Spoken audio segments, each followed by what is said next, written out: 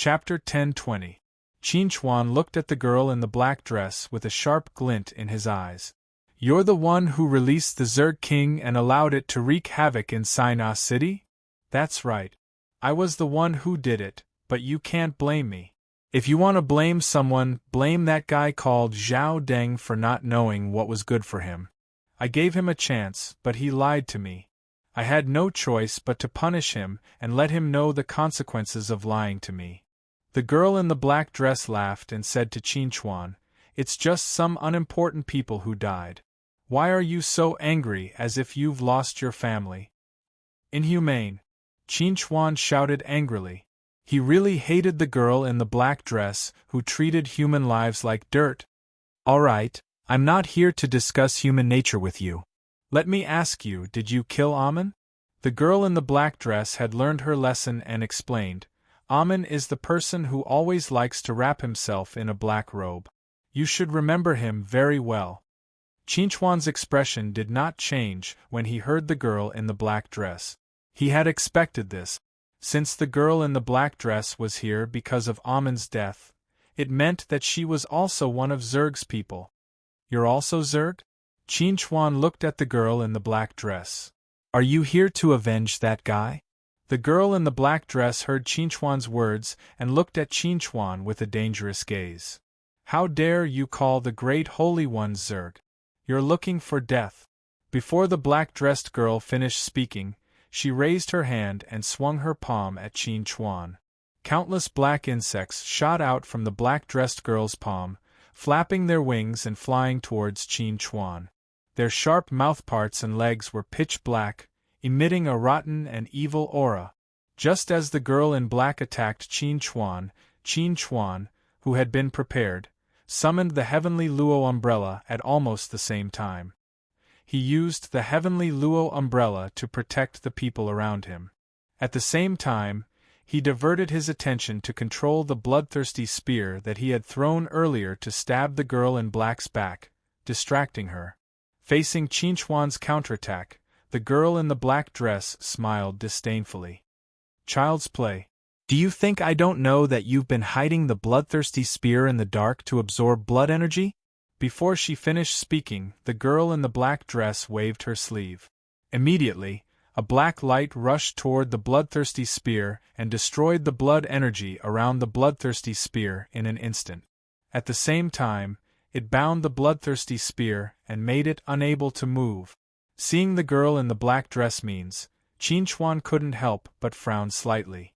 The bloodthirsty spear was a low-grade sacred weapon, and even a cultivator at the middle Dongshu stage had to be cautious. However, the girl in the black dress had restrained the bloodthirsty spear with a casual wave of her hand. In addition, the girl in the black dress had always referred to herself as I. If Qinchuan still couldn't guess her realm at this time, he would have lived in vain. This guy is at the late Dongshu stage. Qinchuan gritted his teeth. He's not easy to deal with. Qinchuan's words were not only to remind himself to be careful, but also to tell Lin to get ready to retreat with Lu Zi and Bai Yu. After restraining the bloodthirsty spear, the girl in the black dress turned to look at Qinchuan and sneered. I didn't expect that the famous bloodthirsty spear would appear in your hands. Also, this heavenly Luo umbrella is really out of my expectation. But unfortunately, the bloodthirsty spear and the heavenly Luo umbrella are like pearls covered in dust in your hands. Show me what else you have. As you wish. Qinchuan shouted in a low voice. Without hiding anything, he directly took out the Milky Way sword and turned the sky of Sinai City into a river of stars. Seeing the strange scene in the sky, the girl in the black dress couldn't help but be surprised. Boy, you really have a lot of good things in your hands.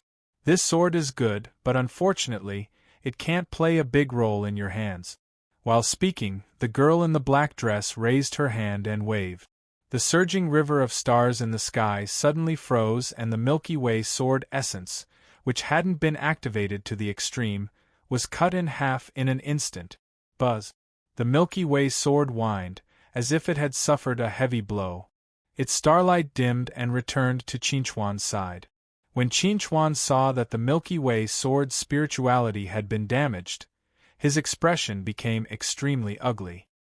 He really didn't expect that even the Milky Way sword essence, which he was most familiar with, couldn't do anything to the girl in the black dress.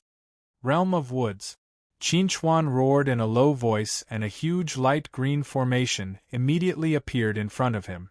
At the same time, countless tender green buds grew around the girl in the black dress and quickly grew into towering trees, surrounding the girl in the black dress. Seeing the towering ancient trees around her, the girl in the black dress was shocked again. She had read the information about Qin. Qin had only been promoted to a level 5 talisman formation master not long ago, but now he had already mastered a level 5 battle formation. This progress was too fast. You actually comprehended the sunflower path in just 1 month. The girl in the black dress looked at Qin and said in a deep voice, "You have such talent, but it's a pity that you're an enemy. I can't let you live." While speaking, the girl in the black dress coldly snorted, and a vast amount of spiritual energy surged in her body, releasing an extremely powerful force that attacked the towering trees surrounding her. A huge gap instantly appeared in the encirclement, and no matter how Qin tried to remedy it, he couldn't cover it up. Run! Qin didn't say this to himself, but to Lin, Lu Zi, and Bai Yu. After hearing Qin's low shout, Lin only hesitated for a moment before reaching out to grab Lu Zi and Bai Yu, who were full of worry, and quickly retreated with them. Qin, on the other hand, fled in the opposite direction with the intention of luring the girl in the black dress away. The girl in the black dress chuckled when she saw this. She saw through Qin's intentions and was happy to let Qin succeed. In her eyes, everyone else was insignificant ants, and only Qin had to be killed. Bang! The girl in the black dress completely destroyed the world of woods, and then her figure flashed and appeared 1,000 meters behind Qin. She looked at Qin, who was running in front of her, and sneered, "You can't escape." Qin turned a deaf ear to the black-dressed girl's words. With a furious roar, he completely released his aura, causing his aura to instantly climb to its peak. His entire being was like a rising sun, filled with vitality and vitality. The girl in the black dress was slightly stunned when she saw Qin's actions, and then she sneered disdainfully, "Are you planning to trigger the Void Stage Thunder Tribulation in front of me and successfully pass the tribulation to face me as a Void Stage martial artist? Aren't you looking down on me a little too much?" While speaking, the girl in the black dress raised her hand and waved a black light at Qin. The black light, which exuded an extremely evil and decaying aura, instantly arrived in front of Qin and wrapped around Qin like a chain, trying to bind Qin. Sizzle! Qin's figure suddenly turned into a bolt of lightning. While breaking free of the chains, he also pulled away from the girl in the black dress. Seeing this, the girl in the black dress expression suddenly turned cold, and she said angrily, "Run! I'd like to see how long you can run." Chapter 10:21. Qin had to admit that the black-dressed girl was definitely the most powerful and troublesome opponent he had ever faced. Even Sunset Sage was inferior to her. Although the Sage Monarch armor had played a huge role in stopping the three of them, Qin felt that he might not be a match for her even if he had the Sage Monarch armor. Rumble! Rumble! Rumble! Rumble! Qin raised his head and looked at the sky. A subtle expression flashed across his face. Now, he could only pin his hopes on the Thunder Tribulation. He hoped that he could use the Thunder Tribulation to repel the black-dressed girl. The black-dressed girl saw that the sky had completely darkened. Tribulation clouds had gathered above Qin's head. Her expression turned ugly. If she couldn't kill Qin before the Thunder Tribulation descended, then she could only wait for Qin to pass the Thunder Tribulation before killing Qin. However, this would add countless variables for no reason. If it was a minor tribulation or a heavenly tribulation, I might not be worried about being implicated. However, this guy is going to pass the void stage thunder tribulation. I have to be careful. If I am implicated, even with my strength, I won't be able to gain any benefits. The black-dressed girl felt gloomy. At this moment, she was too close to Qin Chuan. If she killed Qin Chuan now, no one knew whether the thunder tribulation clouds in the sky would disperse or lock onto her. This was the first time she had encountered such a situation. Therefore, she didn't dare to take the risk. She could only temporarily give up the chase and watch Qin Chuan pass the thunder tribulation. Just thinking about it made her feel aggrieved. When Qin Chuan noticed that the black-dressed girl had suddenly stopped chasing, he stopped as well. He turned to look at the black-dressed girl. Seeing the gloomy and aggrieved expression on her face, he couldn't help but grin and ask, "What are you afraid of? Why aren't you chasing after me?" Upon hearing Qin Chuan's words, the black-dressed girl snorted and said to Qin Chuan, "I won't kill you now, but it doesn't mean that I won't kill you later. The amount of hope I give you now will be the amount of despair you will feel when I kill you." "I hope so." Qin Chuan heaved a sigh of relief. Now that the black-dressed girl had stopped chasing after him, he could pass the thunder tribulation in peace. After all, this time he was going to face the void stage thunder tribulation and not a minor tribulation or heavenly tribulation. Most importantly, according to his past experience, he might still have to face the 9 heavenly tribulation this time. Rumble. Just as Qin Chuan was thinking about this, the lightning tribulation that had been brewing for a long time finally came crashing down. This lightning tribulation was not the normal azure color, but an extreme black. Facing the black thunder tribulation, Qin Chuan was a little surprised. In the past, he would also encounter black thunder tribulations, but they were usually in the later stages. This was his first time facing a black thunder tribulation. It seemed like the power of this thunder tribulation was definitely not small. When Qin Chuan was facing the power of the thunder tribulation, the black-dressed girl was also shocked by the color of the thunder tribulation. "It's actually a black thunder tribulation, and it's the first thunder tribulation." The black-dressed girl was very surprised and exclaimed, "As everyone knows, the darker the color of the thunder tribulation, the greater the potential of the person undergoing the thunder tribulation. How amazing is this kid's talent to be able to trigger such a thunder tribulation." After the exclamation, the black-dressed girl became even more determined to kill Qin Chuan. The more outstanding Qin Chuan's performance was, the more she wanted to kill Qin Chuan to prevent future troubles. Qin Chuan stood in the air. His body was covered with the black power of the thunder tribulation.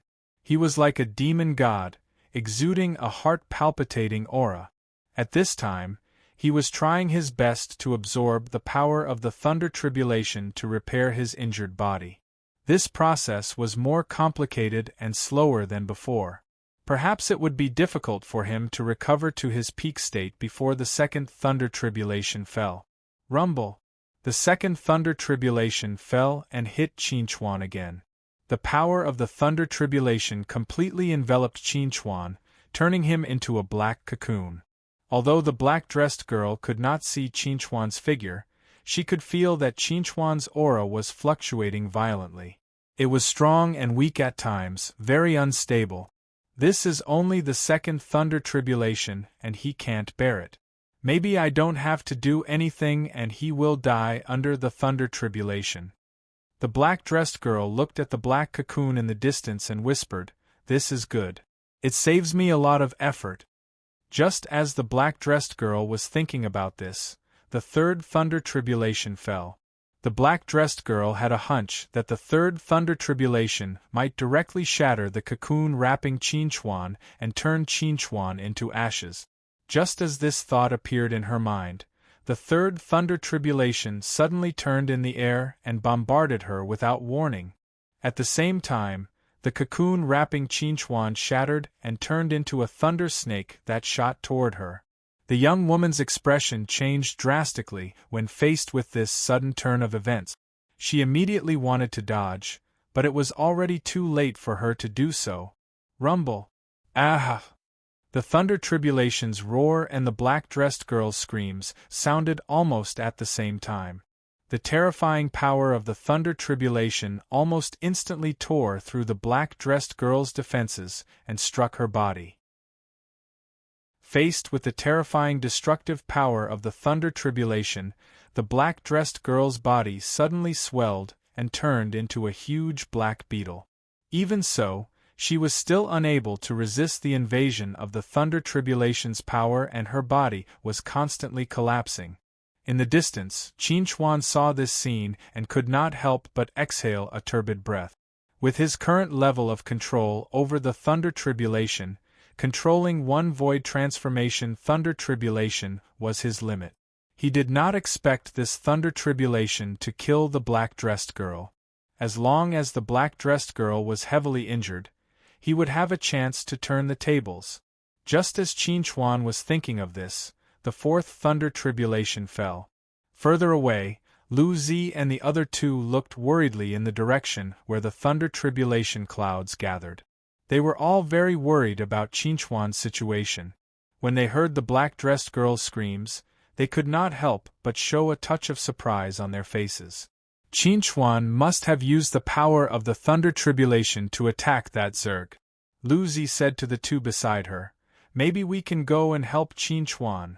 After hearing Lu Zi's words, Lin thought for a moment and said to Lu Zi, "I'll go alone.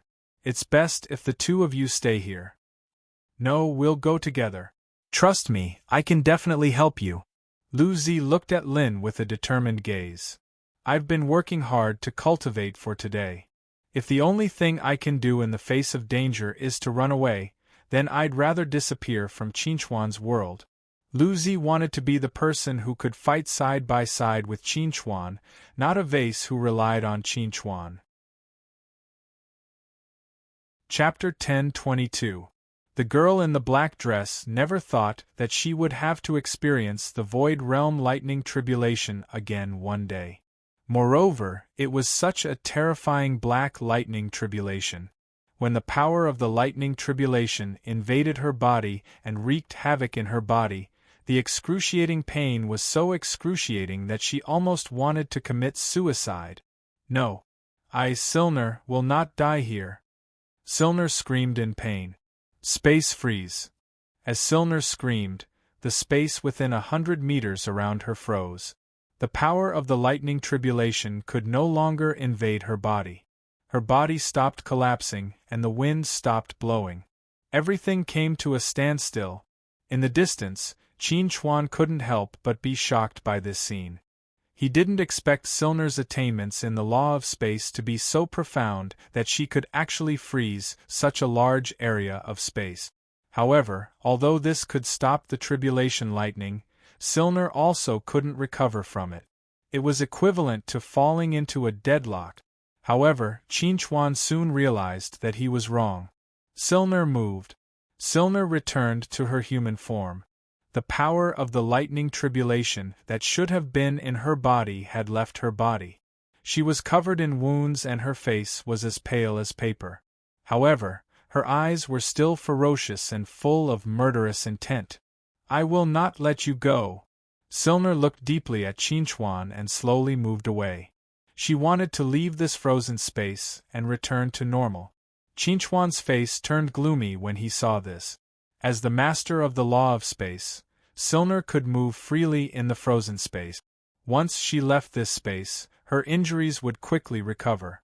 By then, even if Silner was not in her peak condition, he would not be able to deal with her easily. Just as Qin was about to do something, the fifth bolt of tribulation lightning suddenly descended. Qin had no choice but to focus all of his energy on resisting the tribulation lightning. He couldn't afford to be distracted by Silner's matters. Silner slowly moved forward. Finally, she was close to the normal area. Just as she took a step forward and was about to take a potion to heal herself, a dazzling golden light suddenly appeared in the sky. Countless sharp golden blades fell from the sky like a rain of blades. Sharp metal! In the distance, Lin let out a low shout. She added the power of the Tao of metal to the law of metal, causing the power of the saber rain to increase by several fold. Even a Dongshu stage cultivator would not be able to escape unscathed if they were hit by this saber rain. Silner, who was severely injured, was enraged by the impending blade rain. She transformed into her original form and used her tough shell to block the blade rain. However, the power of the lightning tribulation had damaged her shell to a certain extent. Parts of her shell were greatly weakened, and she couldn't completely block the blade rain. Many of the blade rains still pierced through her body and transmitted the power of metal into her body, wantonly destroying her internal organs. When a cultivator's cultivation reached a certain level, their internal organs would be impervious to fire, water, and poison. However, Lin's metal power was not one of them. As the sharpest power in the universe, there was almost nothing that could stop it. Roar! Silner roared at the sky in extreme pain. She stared at Lin with hatred and said angrily, "I'm going to kill you." Before she finished speaking, Silner had already appeared in front of Lin. She raised her insect leg and stabbed at Lin like a sword. At this moment, the Lin in front of her suddenly shattered into countless tiny pieces and then turned into countless Lin. Seeing this, Silner was furious. She had been caught in an illusion. Break it! Silner attacked the illusion with her powerful spiritual power of the liquid level. The illusion was broken, and everything in front of her returned to normal. However, what greeted her was the bombardment of the Hope's cannons. The cannon fodder from the Hope was the last straw that broke the camel's back. Silner's body completely collapsed and turned into countless tiny pieces of flesh that scattered on the ground. At this moment, a small figure flew across the sky and went straight into the distance. It was Silner's soul, a mini black beetle.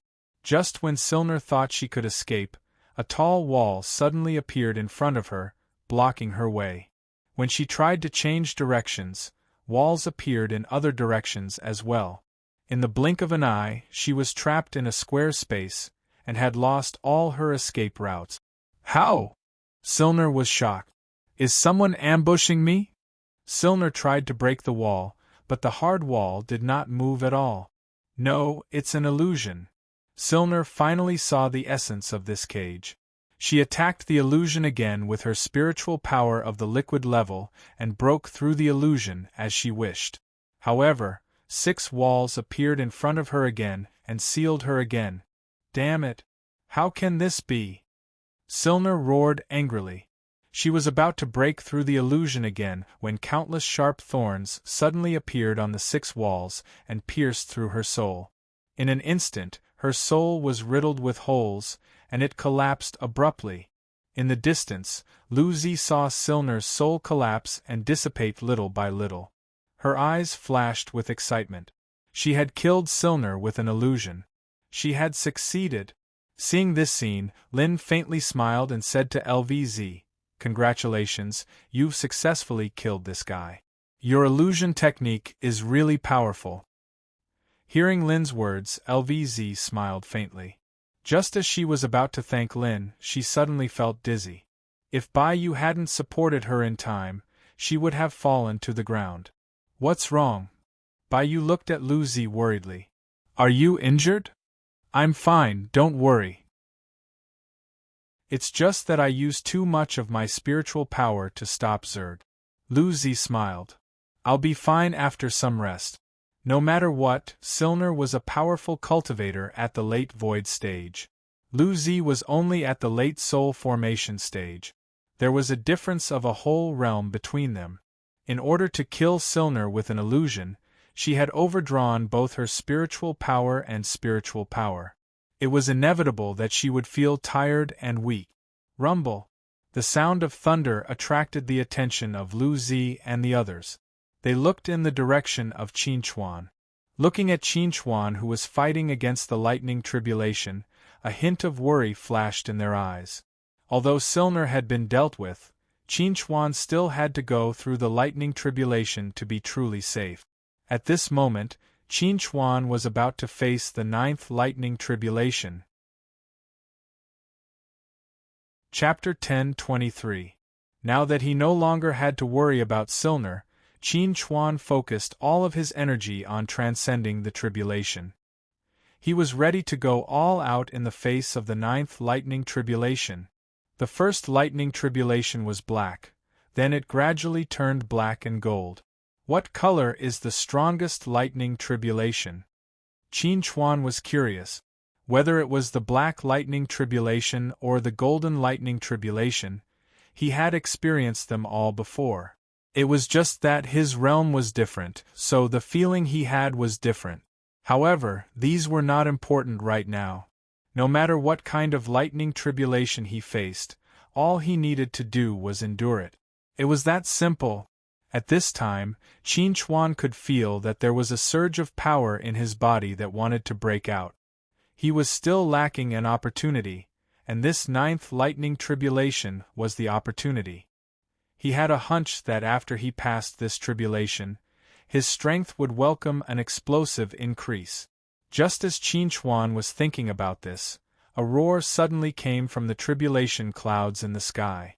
The lightning tribulation turned into a black and gold dragon, rolling and dancing in the tribulation clouds. It was so powerful that the entire Sane City was under great pressure. Except for Qin Chuan, no one could look at it directly. Roar!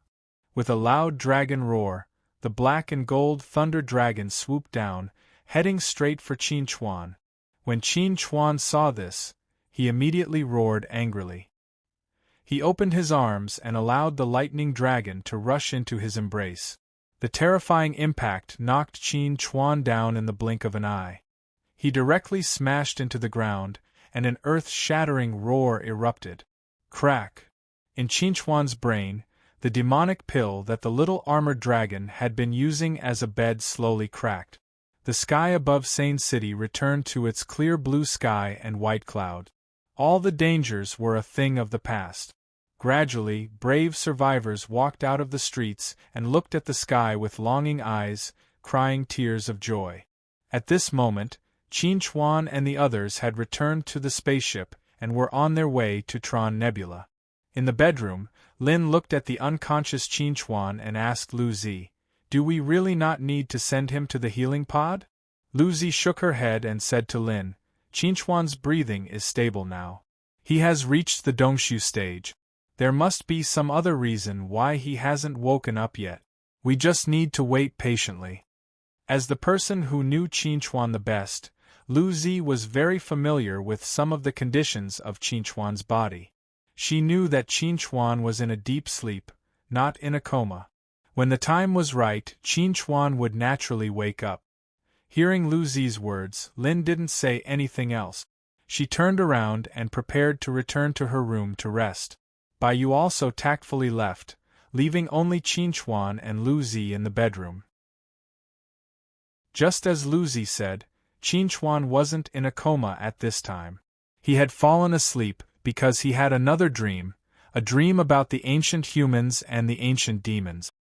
He had had similar dreams many times, so this time, Qin Chuan wasn't surprised at all. He quickly entered the dream to understand what happened in the past. In the vast universe, Qin Chuan looked at the neatly arranged fleet that covered the starry sky. He looked at the fluttering star dragon flag and his eyes flashed with curiosity. Why did the ancient humans send out such a huge fleet? What are they trying to do? Soon, Qin Chuan got his answer. On the other side of the universe, a similarly huge fleet appeared. The fleet also had the star dragon flag flying above them, but most of their battleships were made of white bones. They were rough and unruly, but also domineering and mighty. With just one glance, Qin Chuan recognized that this was the style of the ancient demons' worship. To be precise, it should be the ancient demons' worship. The ancient humans and the ancient demons are meeting here. Are they preparing to go to war? Qin Chuan was a little surprised.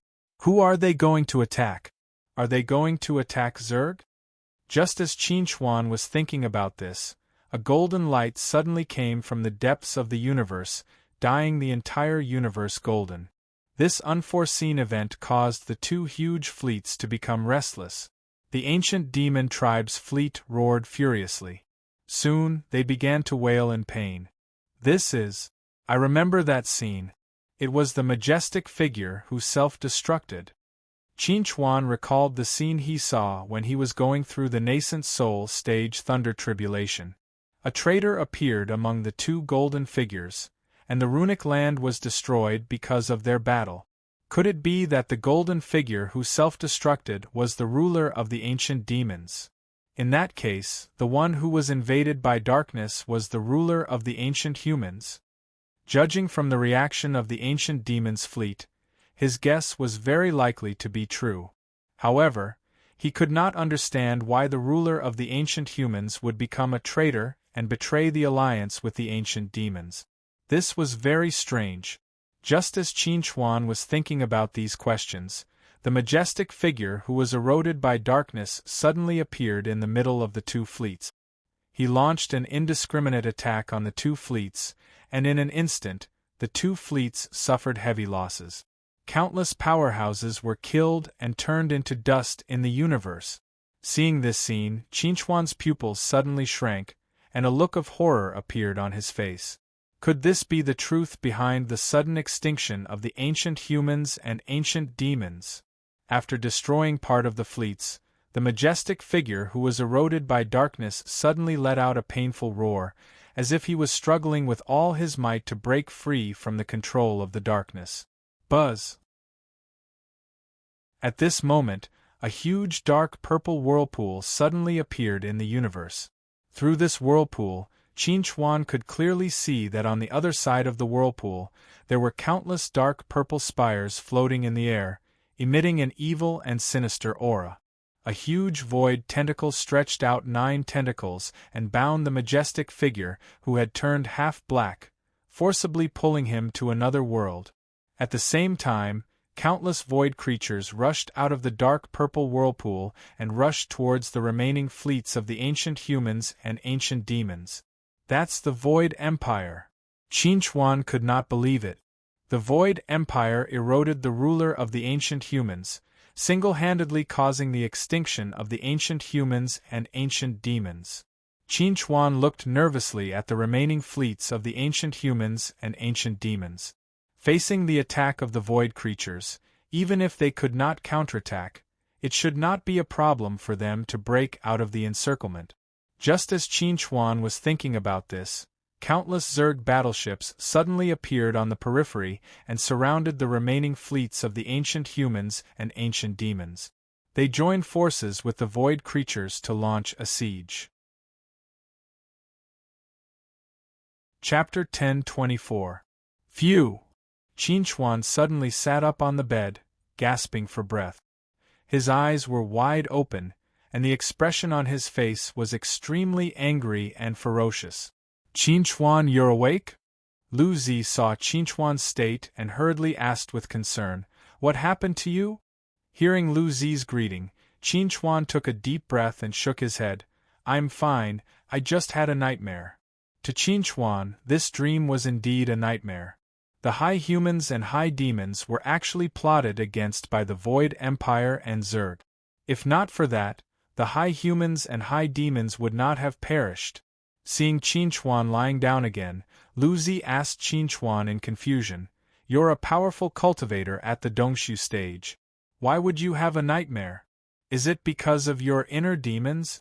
But shouldn't inner demons appear during the heavenly tribulation? It shouldn't appear after the heavenly tribulation." Qin Chuan shook his head and said to Lu Zi, "It's a little troublesome to explain this. You'll understand in the future." Seeing that Qin Chuan was unwilling to talk about the nightmare, Lu Zi did not ask any more. She said to Qin Chuan, "Have a good rest. I'll be outside in the living room. If you need anything, you can call me anytime." Qin Chuan nodded lightly. Right now, he really needed to calm down and organize his thoughts.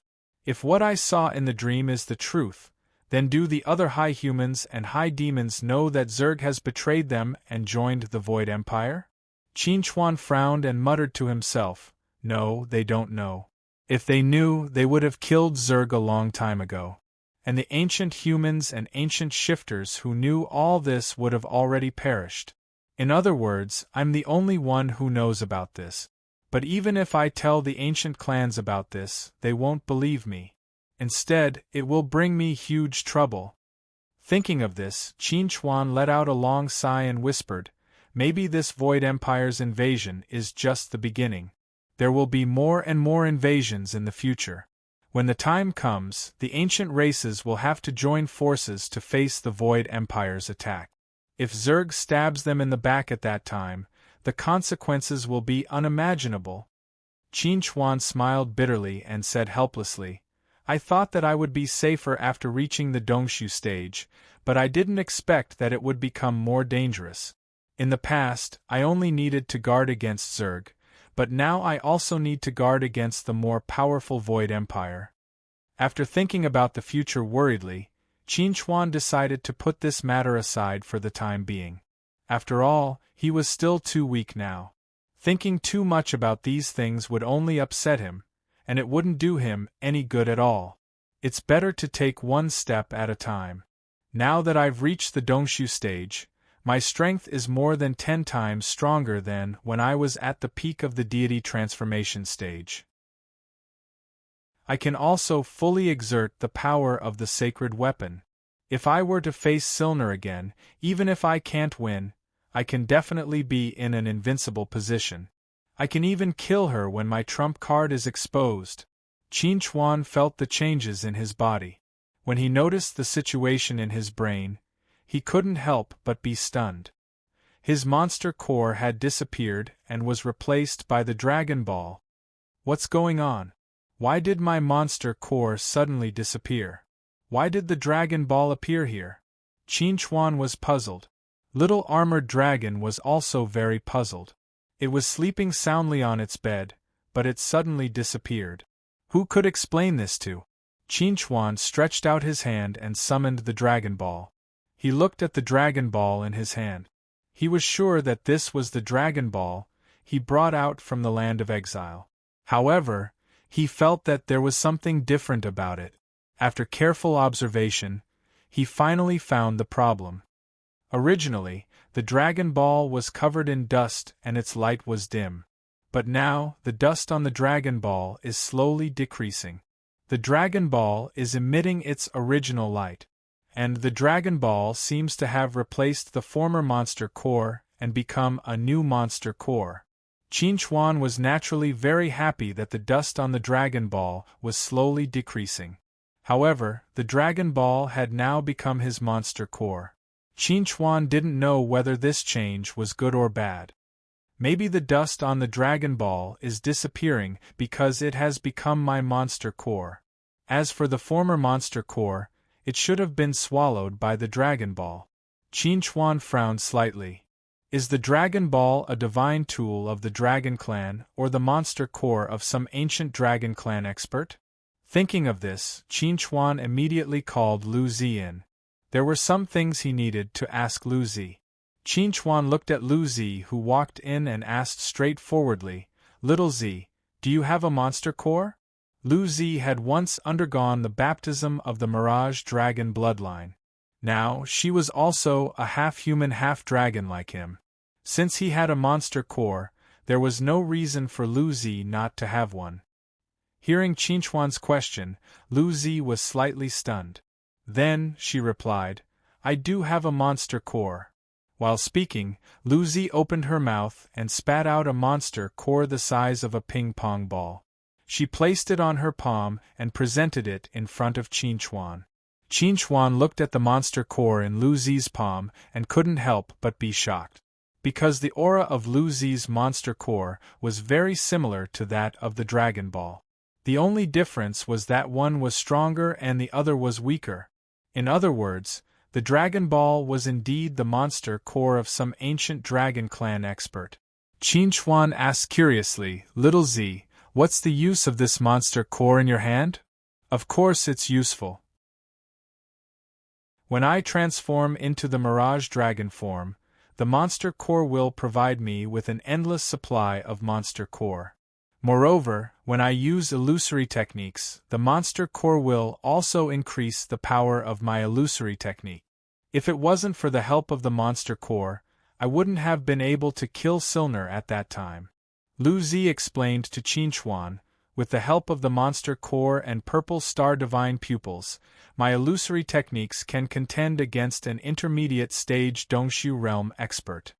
Hearing Lu Zi's answer, Qin Chuan was a little surprised and said, "So powerful." Lu Zi pursed her lips and smiled. She replied, "Compared to you, it's still a little lacking." Hearing this, Qin Chuan chuckled. Through his understanding of Lu Zi's monster core, Qin Chuan had already determined that the Dragon Ball was the monster core of the Dragon Clan. Moreover, different Dragon Balls contained different powers.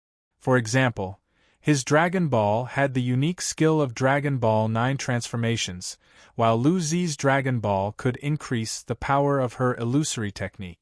Of course, his inference could also be wrong. After all, other than himself, he only had Lu Zi as a sample in his hands. It was simply pitifully small. As for his original monster core, because he rarely used it, he didn't discover any special abilities. Perhaps after being swallowed by the Dragon Ball, this undiscovered special ability would be reflected on the Dragon Ball, waiting for him to slowly discover it in the future. Chapter 10:25. Not long after Qin Chuan woke up, Lin and Bai Yu, who had received the news, came to check on Qin Chuan.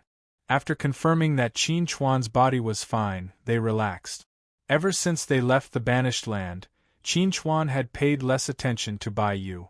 When Bai Yu had transformed into the Hope to attack Silner, Qin Chuan was surprised to find that she had become a low-grade sacred artifact. "Bai Yu, why didn't you tell me that you've become a low-grade sacred artifact?" Qin Chuan looked at Bai Yu and bitterly smiled. "It's also because I haven't paid enough attention to you.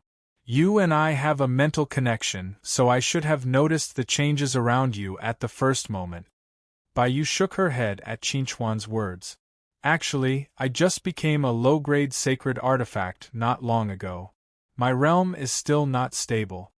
Lin was surprised to hear Bai Yu's words. "You're a low-grade sacred artifact? You're an artifact soul?" Ever since she left Cyclic Sky Palace with Qin Chuan, Lin had a clearer understanding of this universe. She naturally knew what a mature artifact soul with the ability to think for itself meant. She had never heard of an artifact soul like Bai Yu, who was no different from an ordinary person. In the past, we didn't know what Bai Yu's existence meant. We almost exposed Bai Yu, leading to a disaster. Qin Chuan recalled what had happened in Rose City and sighed. Fortunately, Angel blocked the news for us. Qin Chuan couldn't help but have mixed feelings when he mentioned this friend who had already passed away. Back then, Angel had sacrificed herself to protect Sai Na City and the humanoid race, but Sai Na City had suffered a huge loss because of him. He felt that he had let Angel down. However, Qin Chuan quickly sorted out his emotions. When the human race returned to this universe, the humanoid race would rise again. He would make up for his mistake. Following the dissipation of the spatial turbulence, those who were lucky enough to survive were finally able to escape. Some were lucky enough to set foot on their way home, while others tragically bumped into Thompson and the Void Tentacles. Thompson looked at the void creatures that had gathered around him with a gloomy expression. According to his original plan, he would lead an army of 100,000 to occupy this place after leaving the High Human's ruins. He would then use the power of the void tentacles to open up the teleportation channel again, allowing more troops to descend into the Terang Nebula. However, due to Wang Yangfeng's sudden appearance, his plan went awry. Only a little more than 10,000 of his army of 100,000 managed to survive the space turbulence. Originally, with the help of the void tentacles, it would only take a month to establish a stable teleportation channel. Now, this time will be greatly extended. It will take at least a year. And in a year's time, many accidents and variables may occur. Po was furious. He hated Wang Yangfeng to the core. No matter what, we need to establish a teleportation channel. Fortunately, this is only a remote nebula and there aren't any powerful experts. With my strength, I should be able to hold on for a while. If it doesn't work, I can only ask for help from those guys." Thinking of this, Poe immediately shouted to the void creatures beside him, "All of you, immediately help the void tentacles to establish a teleportation channel." Following Poe's command, all of the void creatures immediately took action. They surrounded the void tentacle and formed an extremely strange array, continuously channeling void energy into the void tentacle. Qin Chuan spent a total of a month traveling between Tron City and the Sane Galaxy. During this month, the news of the Void Empire's invasion had spread to the upper class of Tron City. Although there were some rumors among the lower class, most people only treated it as a story and did not really take it to heart. I am now in a cooperative relationship with the Tushan clan. Now that I have advanced to the Dongshu stage, my cooperation with the Tushan clan will become more stable. During this period of time, you will temporarily stay in the Tushan clan. By you, unless it is absolutely necessary, do not expose your true identity. On the way to the Tushan clan, Qin Chuan cautiously reminded Lu Zi and Bai Yu to try not to have too much contact with outsiders in the Tushan clan and not to expose too much information. Lu Zi and Bai Yu remembered Qin Chuan's arrangement in their hearts. When Qin Chuan brought everyone back to the Tushan clan manor, he found that the security of the Tushan clan manor was much stricter than before. Even with his identity, he had to go through many checks to enter the Tushan clan manor. Lu Zi and the others could not be brought into the manor. Qin Chuan had no choice but to contact Tushan Yu, hoping that Tushan Yu could come forward to solve this matter. After receiving Qin Chuan's message, Tushan Yu quickly appeared in the manor's supervision office. When he saw Qin Chuan, Tushan Yu wanted to greet Qin Chuan. However, when he sensed the change in Qin Chuan's aura, he could not help but widen his eyes and exclaim, "You have advanced to the Dongshu stage?" Hearing this, Qin Chuan chuckled and said to Tushan Yu, "I was just lucky." Hearing Qin Chuan's answer, Tushan Yu looked at Qin Chuan in a different way. In the past, Qin Chuan claimed to be in a cooperative relationship with the Tushan clan and he was very friendly to Qin Chuan. However, that was all because of Qin Chuan's value. He did not really think that Qin Chuan was powerful. But now everything was different. If I remember correctly, you have advanced to the Huashan stage less than half a year ago, right? You have advanced to the Dongshu stage in just half a year? Tushan Yu looked at Qin Chuan in shock. Even though he saw it with his own eyes, he still could not believe it. Qin Chuan chuckled and explained, "I was very lucky. I got 3 heavenly heart elixirs in the Antiquity era and directly advanced to the peak of the Huashan stage from the middle stage of the Huashan stage. I was lucky enough to pass the Thunder Tribulation, so I advanced to the Dongshu stage." In fact, Qin Chuan had more than 3 heavenly heart elixirs, but he had only taken 2. The reason why he said this was to make it reasonable and not so shocking. Hearing Qin Chuan's explanation, Tushan Yu let out a sigh of relief. At the same time, he could not help but sigh. Luck is also a part of strength. Back then, I was quite talented, but it took me nearly 200 years to reach the Dongshu stage from the Huashan stage. Even with the help of the heavenly heart elixirs, I think it would take me at least 10 years to improve myself before I could pass the Thunder Tribulation. Only a God's chosen one like you could have such a good fortune. Now, Tushan Yu had changed the way he addressed Qin Chuan to fellow Taoist Qin, which showed that Qin Chuan's position in Tushan Yu's heart had been greatly improved. As for the previous titles of Uncle Yu and Nephew, of course, no one would mention it again. Chapter 1026. With Tushan Yu as a guarantor, Qin Chuan and his party naturally entered Tushan Manor without any hindrance. On the way to their residence, Qin Chuan curiously asked Tushan Yu, 7th Elder, "Did anything major happen during the month I was away?" In fact, if anything major happened, Qin Chuan could have known through the photon computer, but he felt that some major events might not be spread on the internet. Perhaps they were only spread among the higher-ups, so he asked this question. Hearing Qin Chuan's words, Tushan Yu's expression couldn't help but become a little solemn. He sighed and said to Qin Chuan, "After all, the various forces in Tron Nebula are scattered like a sheet of loose sand." Qin Chuan's eyes moved slightly when he heard this, and he asked, "What do you mean?" In the face of the invasion of the Void Empire, the various forces in Tron Nebula should unite together to resist the invasion of the Void Empire, but some people want to hide behind others and watch from the sidelines, unwilling to contribute. Tushan Yu explained to Qin Chuan, "In the past month, we have held many meetings, but in the end, nothing was decided. We have dragged it on until now, but there is still no result. What are these people thinking?" Qin Chuan was a little surprised. Do they think that the Void Empire will let them go when they attack the capital of Tron because they didn't contribute? In Qin Chuan's view, those who didn't want to contribute must have a problem with their brains. If we knew what those people were thinking, this matter wouldn't be so troublesome. Tushan Yu looked at Qin Chuan and asked, "Do you have any good suggestions?" Qin Chuan pondered for a moment, then gently shook his head and said, "I can't think of a good countermeasure for the time being, but I will definitely tell everyone when I think of one." Tushan Yu nodded. Qin Chuan had just learned about this matter, so it was normal that he couldn't think of a countermeasure for the time being. After all, Qin Chuan was already monstrous in terms of cultivation. If he was also extremely outstanding in terms of wisdom, then there would be no way for others to survive. Under Tushan Yu's lead, Qin Chuan and the others reapplied for a higher-level entry pass, and then came to their temporary residence.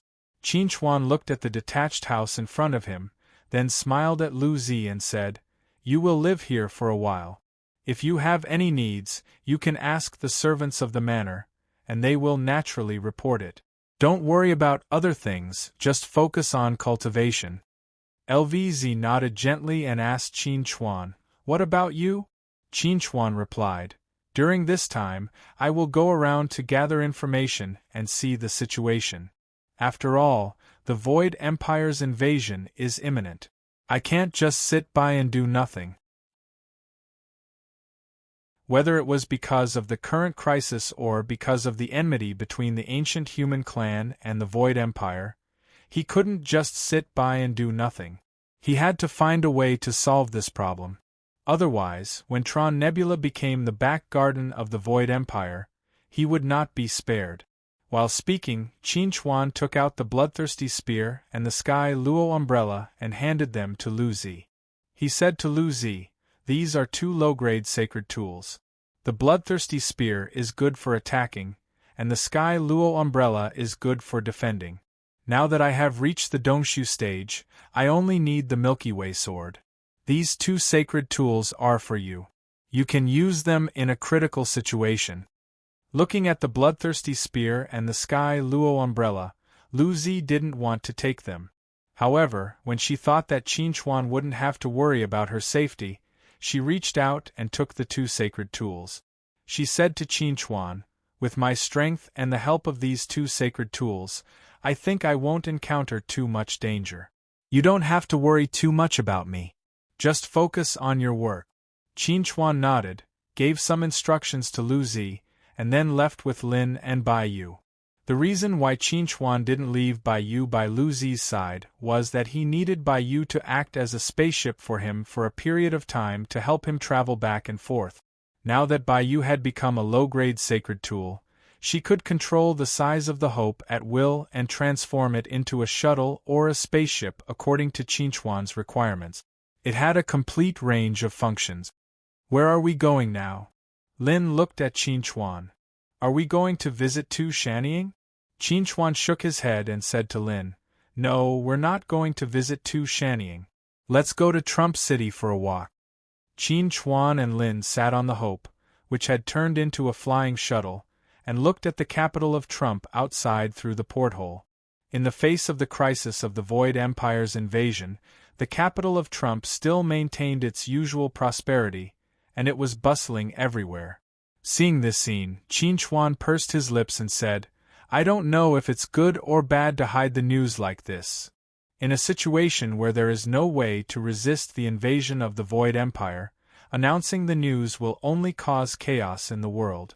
Bai Yu said to Qin Chuan, "In my opinion, hiding the news is not necessarily a bad thing." Qin Chuan nodded gently and said with a smile, "It seems that you have learned a lot in the Grand Duke's residence." Bai Yu was about to respond to Qin Chuan when she suddenly frowned slightly and said to Qin Chuan, "I received a call request from the shuttle next to us." Hearing Bai Yu's words, Qin Chuan subconsciously turned his gaze to the porthole on the other side and looked at the shuttle next to them. When he saw the symbol of the Grand Duke's residence on the shuttle, he couldn't help but raise his eyebrows slightly and said to Bai Yu, "Accept the call request." Qin Chuan's group put away the Hope and boarded the shuttle belonging to the Grand Duke's residence. Compared to the original Hope, the Grand Duke's residence's shuttle was much more imposing and luxurious. In the living room, Hai Junlan sat upright on the sofa and said to Qin Chuan with a smile, "Long time no see. I didn't expect Brother Qin to have already advanced to the Dongshu stage. Congratulations." Hearing Hai Junlan's words, Qin Chuan chuckled and replied, "Brother Hai is not bad either. You are also at the Dongshu stage." Qin Chuan had expected Hai Junlan to advance to the Dongshu stage. After all, Hai Junlan was at the peak of the deity transformation stage. After going through a period of tempering in the ruins, she must have gained something. Advancing to the next stage was a matter of course. Previously, I went to the Two-Family Manor to meet Brother Qin. When I found out that Brother Qin had gone to the Sai-Na Galaxy, I sent people to wait outside the Two-Family Manor for Brother Qin's return. When I found out that Brother Qin had left the Two-Family Manor on a shuttle, I immediately rushed over, hoping to meet Brother Qin. Hai Junlan smiled and said, "I hope Brother Qin doesn't find it abrupt." Hearing Hai Junlan's explanation, Qin Chuan revealed a look of understanding. No wonder Hai Junlan knew that he was on the Hope. It turned out that someone had been watching them for a long time. "I wonder why Brother Hai wants to meet with me?" Qin Chuan was somewhat curious. Could it be to exchange pointers? Hai Junlan shook her head and replied, "Brother Qin passed the 50th floor of the Tong Tian Tower. This result is enough to prove that Brother Qin is stronger than me. I want to meet with Brother Qin because of the Void Empire." Chapter 10:27. Hearing Hai Junlan's response, Qin Chuan was somewhat puzzled. He asked, "Brother Hai, I don't think I can play any role in this matter, right?" Although Qin Chuan had now advanced to the Dongshu stage and could be considered a top figure, he really didn't have the qualifications to intervene in matters that concerned the entire Tron Nebula.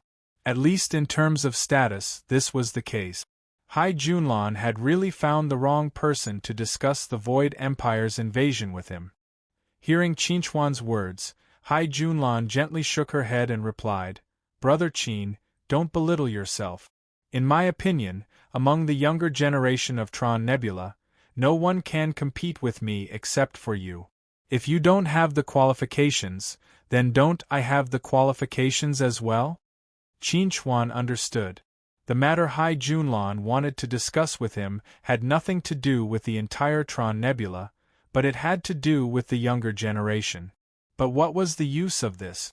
Seeing Qin Chuan's puzzlement, Hai Junlan explained to Qin Chuan, "Now, the Void Empire's invasion is no longer a secret in the eyes of the various forces except for the people at the bottom. Seeing that a month has passed, the various forces have held several meetings, but they still haven't been able to unify their opinions.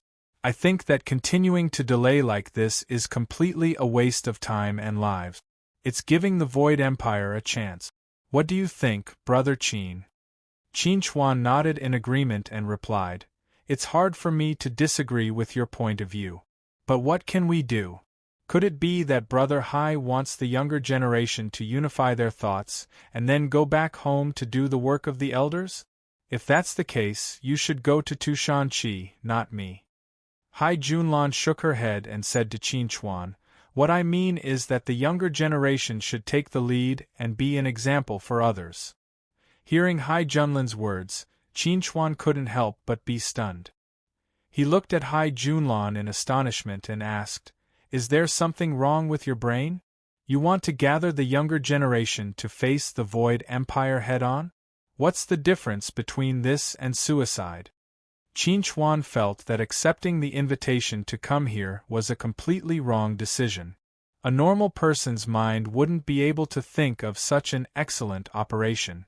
Facing Qin Chuan's question, Hai Junlan replied, "You misunderstood me. I'm not arrogant enough to think that we can fight against the Void Empire with our strength." Qin Chuan was even more puzzled now. He asked in confusion, "Then what exactly do you plan to do?" Hai Junlan pointed outside the porthole and said to Qin Chuan, "I plan to announce this matter and let everyone know about the Void Empire's invasion. I want everyone to know which forces are cowardly and don't dare to face the invaders." Hai Junlan's words. Junlan was Junlan's words, Junlan's. Hai Junlan was silent for a moment. Then, she said to Qin Chuan, "Brother Qin is indeed intelligent. This is indeed not my idea. It's my father's idea. It's just that it's not convenient for him to do this, so he chose me to do it on his behalf." Qin Chuan understood. The great metropolis wanted to use the power of public opinion to exert pressure on the wavering forces and force them to make a choice. He had to admit that this was indeed a good idea. By connecting the younger generation of each force and having the younger generation come forward, even if the various forces are dissatisfied, they can only vent their anger on their own juniors. They can't blame others. This is indeed a brilliant move. Qin Chuan chuckled and said to Hai Junlan, "But haven't you thought that the panic caused by this might have a huge impact on Tron Nebula? Some things can be said, but some things don't need to be said. I believe that before the Void Empire invades Tron Nebula, everyone's lives will be very stable." Hai Junlan looked at Qin Chuan with a deep gaze. The great metropolis wants Tron Nebula to continue to prosper more than anyone else. If that's the case, I have no objections. Qin Chuan told Hai Junlan, "If you need my help, just let me know." After the conversation with Hai Junlan, Qin Chuan's group returned to the Hope. Qin Chuan frowned as he thought about their earlier conversation. He asked Lin and Bai Yu, "Do you think it's a good or bad idea to announce this news?" From the big picture, it's naturally not beneficial. Even though Hai Junlan's words sound good, once this news is made public, it'll definitely cause chaos. From how I see it, the great metropolis is pressuring the forces that don't want to contribute, and at the same time, they want to use this incident to create a glorious image for the great metropolis. Bai Yu looked at Qin Chuan. If they really don't have any selfish motives, then they wouldn't have come to you. They would have come to Tu Shanqi. Hearing Bai Yu's analysis, Qin Chuan looked at her with surprise. "Bai Yu, when did you become so smart?"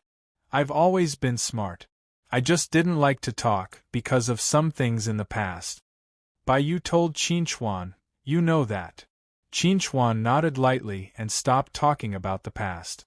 He thought about it and asked, "Do you think Tu Shanqi knows about this?" "She should know, but Tu Shanqi is just an ordinary insider. Unlike Hai Junlan, she can't lead this matter." Bai Yu looked at Qin Chuan and said indifferently, "Of course, you're also just an ordinary insider. As for why Hai Junlan wanted to talk to you alone, he probably wants to show off that he's already reached the Dongshu stage. However, he didn't expect that you've also reached the Dongshu stage. He's a competitive person, I can see that." Hearing Bai Yu's analysis, Qin Chuan laughed and said, "You're right. When he saw me, his expression was clearly very shocked. However, in order to show his elegance, he had to go against his heart and congratulate me. At first, Qin Chuan didn't care about these details. Now that Bai Yu mentioned it, he immediately understood Hai Junlin's intentions. He was already over 100 years old, yet he still liked to play these kinds of little tricks. So what we need to do now is to wait and see, and watch their performance? Lin, who had been silent, finally found a chance to interject. Qin Chuan nodded and replied, "That's right, we just need to watch quietly. It doesn't make sense, it doesn't make sense." Hai Junlan sat on the sofa with a depressed expression. When he learned that Qin Chuan had passed the 50th floor of Tong Tian Tower, he was extremely dissatisfied and wanted to try again. Unfortunately, he lost this opportunity when the ruins were destroyed. Now that he had reached the Dongshu stage, he thought that he could firmly suppress Qin Chuan. He didn't expect that Qin Chuan had also reached the Dongshu stage. This was simply illogical. This time, when facing the Void Empire, I must make a name for myself and completely suppress Qin Chuan. Chapter 10:28.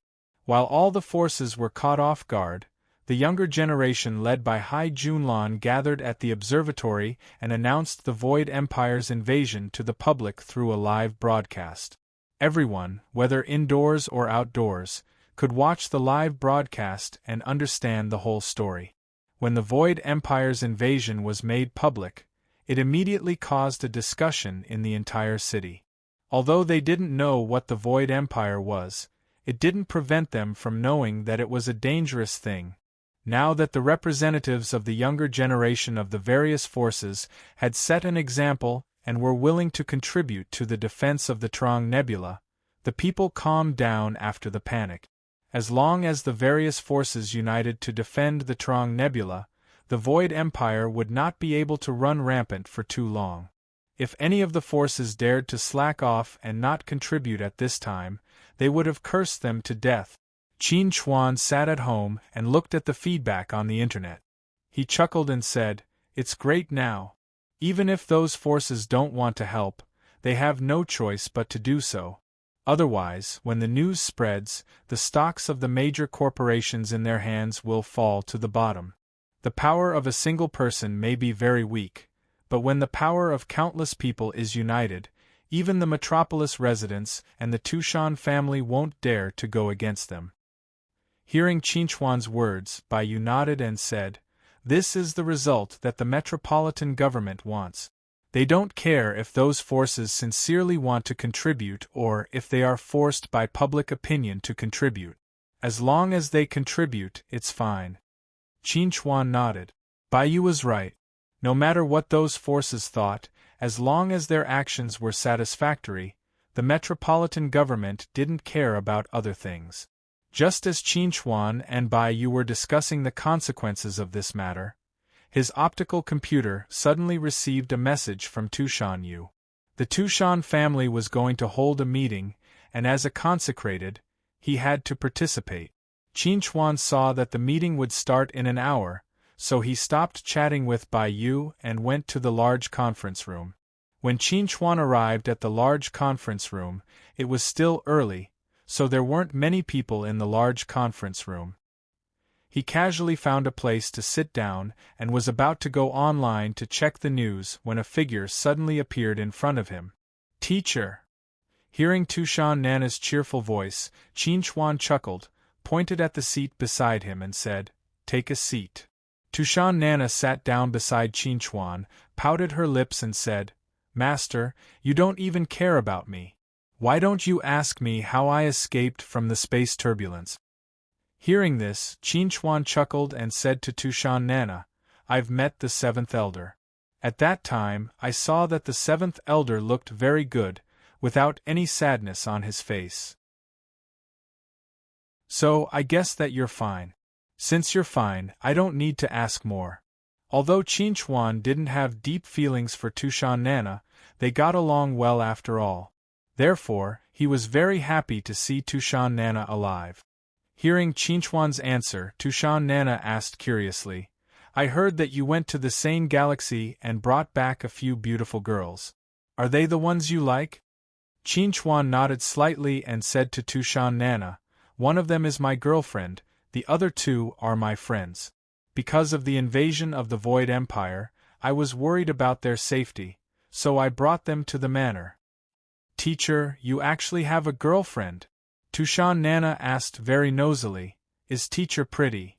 Just as Chuan was about to answer Tushan Nana's question, Tushan Chi slowly walked over. Chuan was surprised to see Tushan Chi's bruised and swollen face, so he asked, "What happened to you?" Tushan Chi curled her lips and said, "What else can it be? My father hit me. That old guy hit me so hard that I couldn't reduce the swelling in a short time even with my spiritual energy."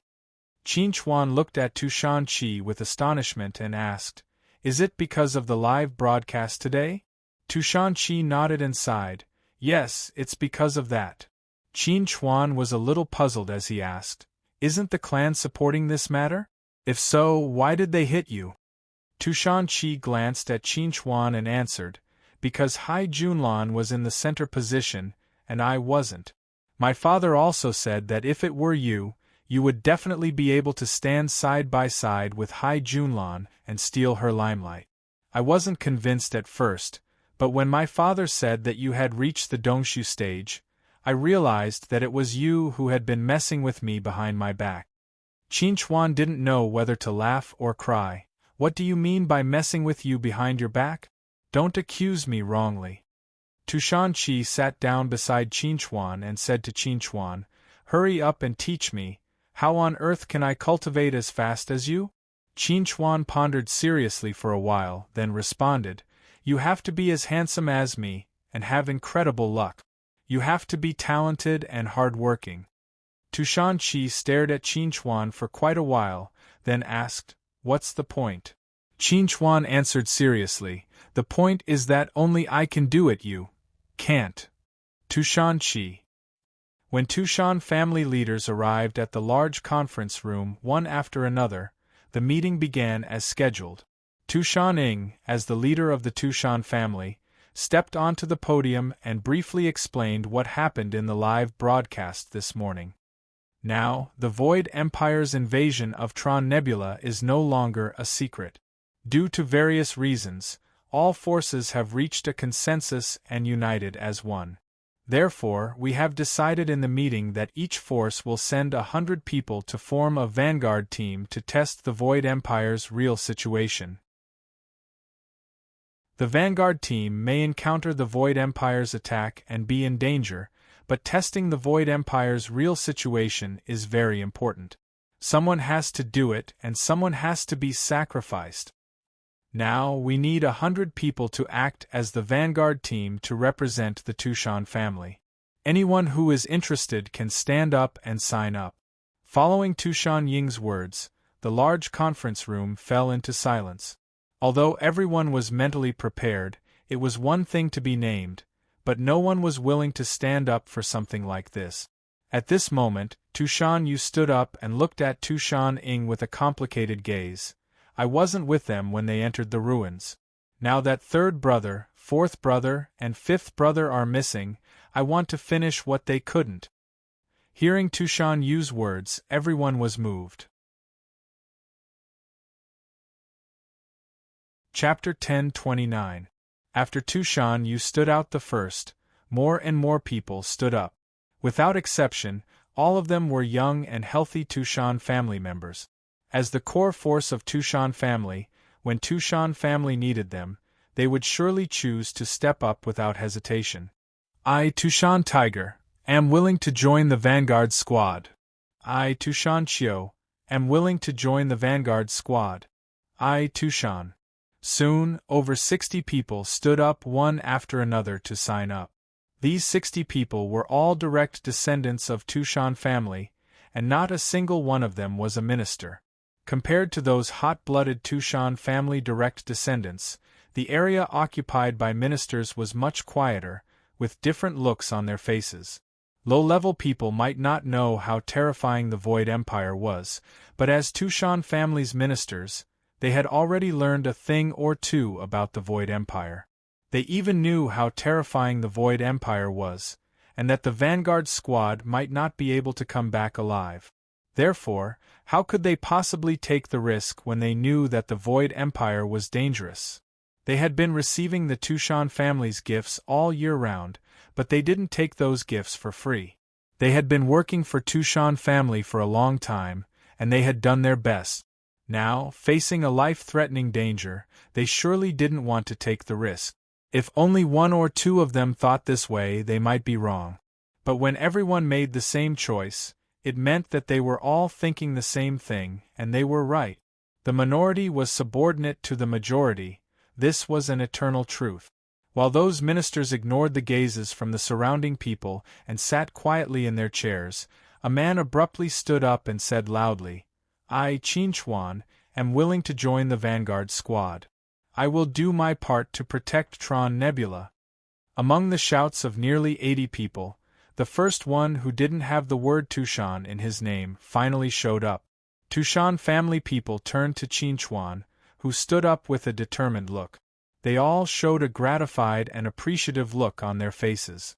Tushan Ing looked at Qin Chuan and said loudly, "Qin Chuan is less than 100 years old. He has been a minister of Tushan family for less than a year. Now, Qin Chuan is willing to do his part for our Tushan family. This is the honor of our Tushan family." Hearing Tu Shanying's words, the expressions of the other consecrators immediately turned ugly. Tu Shanying's words seemed to be praising Qin Chuan, but if one listened carefully, they would feel that he was criticizing the other consecrators. Qin Chuan, a minister of Tushan family who had joined the Tushan family for less than a year, was willing to sacrifice his life for the Tushan family. How could these ministers, who had joined the Tushan family for decades, even over 100 years, not do the same? They could guess that if they continued to sit like this without saying anything, Tushan Ing would definitely punish them after the meeting. By then, even if their lives weren't in danger, they would have to face a lot of obstacles in their cultivation in the future. For a moment, these ministers looked at Qin Chuan in an extremely unfriendly way. Qin Chuan didn't care what the other ministers thought. He was willing to join the vanguard squad and test the Void Empire, not because he was impulsive or because he wanted to do his part for the Tushan family. Instead, he wanted to know more about the Void Empire. In order to know more about the Void Empire, he had to get close to the Void Empire. Of course, most importantly, Qin Chuan was confident that he could protect himself. "I, Su Rulong, am willing to join the vanguard squad. I, Yamaha, am willing to join the vanguard squad and serve the family." About 20 minutes later, the name list of Tushan family's vanguard squad was finally released. The captain was Tushan Yu, the 7th elder. Among the 100 people, 73 were direct descendants of the Tushan family, and 27 were ministers. They would leave for the observatory tomorrow morning and meet up with the vanguard squads of other forces. Then, under the command of the Grand Minister, they would go to the place where the universe swirl was and explore the Void Empire. After the meeting, Qin Chuan, Tushan Qi and Tushan Nana walked out of the large conference room together. During the meeting, a few ministers passed by Qin Chuan with sour faces. It seemed that they hated Qin Chuan very much. Qin Chuan didn't care about this at all, but Tushan Qi was unhappy. She couldn't help but speak up for Qin Chuan. "These ministers have been cultivating with a lot of resources from the family. But when we need them to do something, they are all so timid and hesitant. Shame on them." Tushan Nana nodded heavily and said, "That's right. These ministers are so shameless. I suggest we kick them all out of the family and give all their resources to Master Shifu." Hearing Tushan Nana's words, Qin Chuan chuckled and responded, "There's no need to drive them away, but I can consider giving me all their resources." At this time, Tushan Yu walked out of the large conference room and said to Qin Chuan, "Qin Chuan, wait a minute." Hearing him, Qin Chuan turned around and looked at Tushan Yu. Tushan Yu said to Tushan Qi and Tushan Nana first, "I have something to talk to Qin Chuan in private. You two can leave first." Hearing Tu Shanyue's words, Tu Shanqi and Tu Shanana understood that Tu Shanyue must have a secret to tell Qin Chuan, but didn't want them to hear it. Therefore, they walked forward without asking to stay. After Tu Shanqi and Tu Shanana walked far away, Tu Shanyu glanced at Qin Chuan with a complicated look and said, "In fact, as a new minister of Tu Shan family, you don't have to stand out. Even if you don't do anything, the family will only blame you." Tu Shanyu was telling the truth. In his eyes, Qin Chuan was still young, and had a bright future ahead of him. Therefore, he didn't have to take such a risk. Qin Chuan chuckled and said to Tu Shanyu, "When the nest is overturned, no egg can remain intact. If the great army of Void Empire comes, I will die no matter whether I fight or not. It will be useless even if I run to the end of the world. Therefore, instead of staying here and waiting for the news from the front line, I prefer to take the initiative and take the initiative." Hearing Qin Chuan's explanation, Tu Shanyu sighed and said, "If all ministers can have the same mentality as you, a young man like you wouldn't have to stand out today. Before, I was using you and I got along well with you because of your value. But now, I feel that you are a cultivator worthy of my admiration, a real man." "Seventh Elder, I'll feel embarrassed if you say that." Qin Chuan laughed and said, "But I think you're right. I am indeed a real man worthy of your admiration." Chapter 1030. Qin Chuan and Hai Junlan stood side by side in front of the window on the spaceship heading towards the cosmic whirlpool. They looked at the dark universe outside the window with different expressions on their faces. "I really didn't expect you to appear here. I thought you wouldn't come." Hai Junlan didn't look at Qin Chuan. She looked straight ahead and asked, "Aren't you afraid of death?" Qin Chuan smiled and asked, "You are the legitimate son of the metropolis government and the future successor. Aren't you afraid of death?" "I'm different from you. I'm a person of status. If I'm really in danger, the people of the metropolis government will definitely do their best to protect me and retreat. But what about you?" Hai Junlan slowly turned her head and looked at Qin Chuan.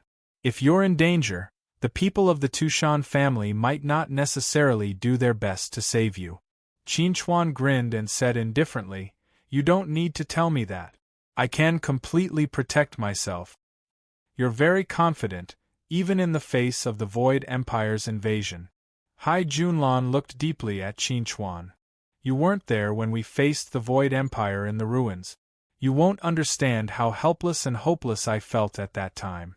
It's because you didn't experience that you're so confident. Although I didn't personally experience that incident, I watched from afar and heard about it. I know that the powerful being from the Void Empire called Pur is at least at the peak of the insightful Void Realm. I also know that he has a Void tentacle comparable to a Universe Overlord. But so what?" Qin Chuan smiled. "Even if I can't beat them, I can still escape." Seeing that Qin Chuan was still so confident, Hai Junlan looked at Qin Chuan with a subtle expression. "If it weren't for the fact that we're about to fight the Void Empire, I would really like to spar with you and see how strong you really are. There's no need for that. If we meet a Void creature, I'll let you know how strong I am." Qin Chuan chuckled. "When the time comes, you can compete with me to see who can kill more Void creatures and whose level is higher." Upon hearing this, Hai Junlan looked at Qin Chuan with a strange gaze. She whispered, "Void creature? How much do you know about the Void Empire?" Qin Chuan was stunned for a moment and asked in confusion, "Did I say something wrong? Void creatures can't represent the Void Empire.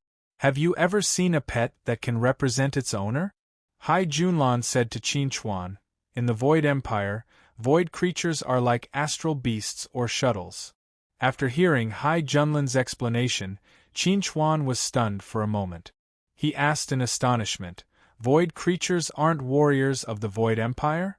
Hai Junlan shook her head and replied, "No, the fighting power of the Void Empire is divided into two types. One is the Void Warriors, and the other is the Void Sorcerers." As the name suggests, warriors are units that rely on physical strength to fight, while void adepts rely on the power of intelligence. Qin Chuan was interested after hearing Hai Junlin's explanation. He asked, "Can you explain it in detail?" "According to what I know, void warriors and void sorcerers are divided into 9 ranks. The 9th rank is the weakest and is equivalent to our Qi refining stage. Our Dongshu stage cultivators are equivalent to 4th rank warriors or sorcerers. As for the strength of void creatures, the strongest can only barely reach the 4th rank. However, void creatures don't have complete intelligence. Most of them don't have intelligence, so they usually listen to the commands of warriors or sorcerers. That Po we saw that day was a 4th rank warrior.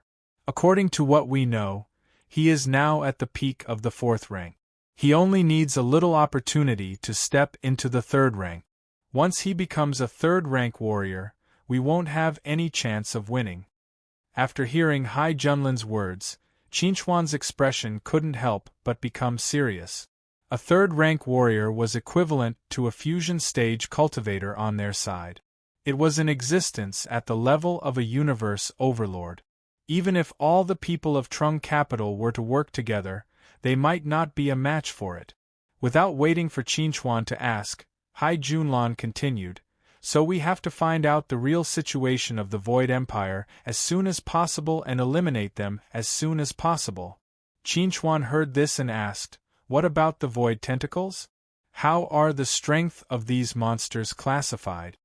Hai Junlan said to Qin Chuan, "Based on pure strength, the Void Tentacles are at the level of a universe overlord. However, the Void Tentacles are only a higher-level Void creature. They also don't have intelligence. Although it will be troublesome to deal with them, it will be easier than dealing with Po." After hearing Hai Junlin's explanation, Qin Chuan's heart skipped a beat. He asked, "If that's the case, we just have to deal with Po and then we can slowly deal with the Void Tentacles?" Hai Junlan nodded and replied, "That's right. This is also our plan. We'll deal with Po first and then come back to deal with the Void Tentacles. Without Po's command and control, the Void Tentacles won't be a problem." Qin Chuan was a little confused. "But the problem is, how are we going to separate Po and the Void Tentacles? If they stay together, I'm afraid we won't be a match for them." After hearing Qin Chuan's question, Hai Junlan smiled and said confidently, "We don't have to do anything. They will separate on their own."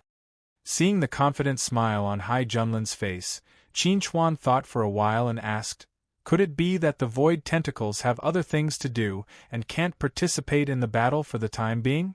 Hai Junlan looked at Qin Chuan in surprise and replied, "You actually guessed it. That's right. This is also the purpose of our vanguard. We have to confirm whether the Void Tentacles have started building a teleportation channel before deciding whether to start the battle." "I understand now." Po summoned a Void Tentacle in the ruins to build a teleportation channel in the universe and allow more troops of the Void Empire to teleport over. Qin Chuan said in a low voice. "Then," he asked in confusion, "then why didn't they just teleport their troops over when they were in the ruins?" "That's because the teleportation channel they built back then wasn't stable. Only the Void Tentacles with extremely strong physical bodies could teleport over without being affected. Moreover, the teleportation channel they built in the ruins was only temporary and unstable. If they want to invade us, they will need an endless stream of troops. Therefore, what they want to build this time is a stable, long-term teleportation channel. This requires a large amount of void energy, and the Void Tentacles happen to be able to fulfill this requirement." Hai Junlan chuckled. "And because a large number of void creatures die in the spatial turbulence, the Void Tentacles won't be able to replenish their energy. Once they start building the teleportation channel, the Void Tentacles will definitely be unable to move. That way, we will only need to face Po alone. It will be much easier." Chapter 1031. As the saying went, plans could never keep up with changes. Although the Great Du government had already formulated a detailed battle plan, before they truly understood the situation of the Void Empire, no one knew whether this battle plan would actually come in handy. According to Qin Chuan, the Great Du government would lead the army out 5 days after the vanguard army set off. This meant that they only had 5 days to investigate the situation of the Void Empire, which was a little tight. During this nearly 1-month journey, Qin Chuan spent almost all of his time on cultivation. On one hand, he was stabilizing his current state. On the other hand, he was making corresponding arrangements for various possible situations so that he would not be flustered in the event of an unexpected situation. Just when they were about 3 days away from the universe whirlpool, Hai Junlan brought Qin Chuan a piece of news. The powerful forces of the celestial cluster had received news that a universe overlord would soon descend upon Tron Nebula to investigate the invasion of the Void Empire. I want to know how a universe overlord will come to Tron Nebula? Could it be that they will also take a spaceship? With regards to this, Qin Chuan was very curious. If that was the case, it would be too late by the time the universe overlord arrived. Hai Junlan shook her head and said to Qin Chuan, in terms of flying speed, universe overlords are definitely faster than spaceships. However, universe overlords are unable to pass through interstellar portals, so their long-distance travel is still slower than spaceship. However, there are teleportation portals between the celestial cluster and various nebulae, so the universe overlord should be able to use them to come here. After hearing Hai Junlan's explanation, Qin Chuan nodded in understanding. He originally thought that coming from the celestial cluster to Tron Nebula would require a spaceship to fly slowly, just like how he traveled from the Psi Na galaxy to Tron Nebula. If that was the case, it would not matter whether the universe overlord came or not. The existence of this teleportation array is a secret. Even I only know of its existence. I don't know its exact location. Hai Junlan then said to Qin Chuan, there's one more thing. Unless there's a special circumstance, the teleportation array across the nebula won't be activated. This is because the amount of resources needed to activate the teleportation array is too much. If it weren't for the invasion of the Void Empire, I don't think this universe overlord would have come here through the teleportation portal. Qin Chuan asked curiously, do you know who this universe overlord is? Hai Junlan nodded and shook her head. I'm not sure yet, but when this universe overlord comes, we'll know who he is. A universe overlord. Qin Chuan sighed softly. I really don't know when I'll be able to reach such heights. Hearing Qin Chuan's words, Hai Junlan laughed and said to Qin Chuan, it's not that easy to become a universe overlord. You should know that there are countless great beings at the peak of the Dongshu stage in the celestial star cluster, but there are less than 30 universe overlords. You can see how difficult it is to become a universe overlord. For most practitioners, the peak of the Dongshu stage was the end of the path of cultivation. It was extremely difficult to take another step forward. Hai Junlan sighed and said to Qin Chuan, my father, Hai Wudi, the commander-in-chief of the Great Prefecture, became famous when he was young. He's already 900 years old, but do you know how long he's been stuck at the peak of the Dongshu stage? It's been 700 years. Qin Chuan was shocked by Hai Junlan's words. Hai Wudi had been stuck at the peak of the Dongshu stage for 700 years. He hasn't made any progress in 700 years, Hai Junlan said helplessly. If he can't reach the peak of the Dongshu stage, he won't be able to combine with his body in this lifetime. Qin Chuan seemed to recall something and asked, what about the Tushan clan? I remember my friend once told me that there was a great being in the Tushan clan who was known as the strongest in Tron Nebula. Hai Junlan laughed and said to Qin Chuan, you're talking about Tushan Shui, right? Before my father became famous, Tushan Shui was indeed the strongest being in Tron Nebula. She was also at the peak of the Dongshu stage, but she should be 1,800 years old now. Qin Chuan looked at Hai Junlan in shock and asked, Tushan Shui is already 1,800 years old, but she's still at the peak of the Dongshu stage? How long has she been stuck at this stage? Hai Junlan took a deep look at Qinchuan and said, "It's said that when my father was young, Tushan Shui was already at the peak of the Dongshu stage and was known as the strongest being in Tron Nebula. I estimate that Tushan Shui has been stuck at the peak of the Dongshu stage for at least 1,500 years. If she doesn't have a great opportunity, she may not be able to reach the peak of the Dongshu stage and combine with her body in this lifetime." Qinchuan took a deep breath and sighed. "This is really surprising news. But I'm not sure about Tushan Shui's current situation, because Tushan Shui left Tron Nebula more than 100 years ago and went to the Celestial Cluster to seek an opportunity to break through." Hai Junlan laughed and said, "If not for that, my father wouldn't have been able to replace him as the strongest being in Tron Nebula." "No wonder," Qinchuan said in a low voice. "I was wondering why Tushan Shui didn't show up when such a big thing happened in Tron Nebula. It turns out that she left Tron Nebula a long time ago. 2 years ago, Tushan Jun followed in Tushan Shui's footsteps and also went to the Celestial Cluster. I don't know how he is now." Hai Junlan sighed and said, "If Tushan Jun was still in Tron Nebula, I wouldn't be so lonely. But fortunately, you appeared and filled the gap after his departure." Qinchuan had heard about Tushan Jun long ago. Tushan Jun was the youngest and most talented talisman formation master of the Tushan family. He was also a cultivation genius with amazing talent. He thought that he would have a chance to meet this person in the Tushan manor, but he didn't expect that this person had already left Tron Nebula. Qinchuan asked curiously, "Don't you plan to leave Tron Nebula and go to the Celestial Cluster to seek opportunities?" Hai Junlan shook her head gently and replied, "I'm different from them. The Tushan family is a side branch of the Tian people. Tushan Shui and Tushan Jun can obtain the support of the Tian people if they go to the Celestial Cluster.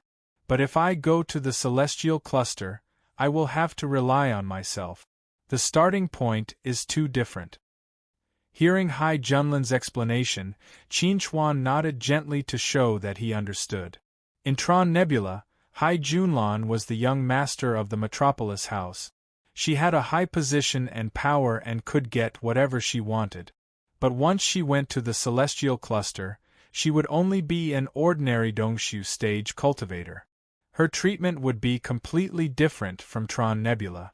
Hai Junlan said proudly and confidently to Qinchuan, "But one day, I will definitely go to the Celestial Cluster.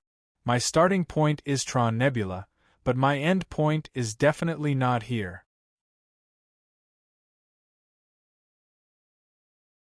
Chapter 1032. The more one knew, the more ignorant they would feel. Qinchuan was like this now. Ever since he left the banished land and came to this universe, he had been in a state of learning. He was like a dry sponge, crazily absorbing the water of knowledge. After Hai Junlan left, Qinchuan sat alone in the bedroom and pondered, thinking about the future. Both Hai Wudi and Tushan Shui are rare geniuses. With the support of the Metropolis government and the Tushan clan, they spent less than 300 years to become experts at the peak of the Dongshu realm. However, one of them was trapped at the peak of the Dongshu realm for 700 years, while the other was trapped at the peak of the Dongshu realm for 1,500 years. From this, it can be seen that the conditions to enter the complete Dongshu realm from the peak of the Dongshu realm are extremely harsh. Tushan Shui was already 1,600 years old when she left Tron Nebula. More than half of her lifespan had been used up. If she continued to stay in Tron Nebula, it would only be a waste of time.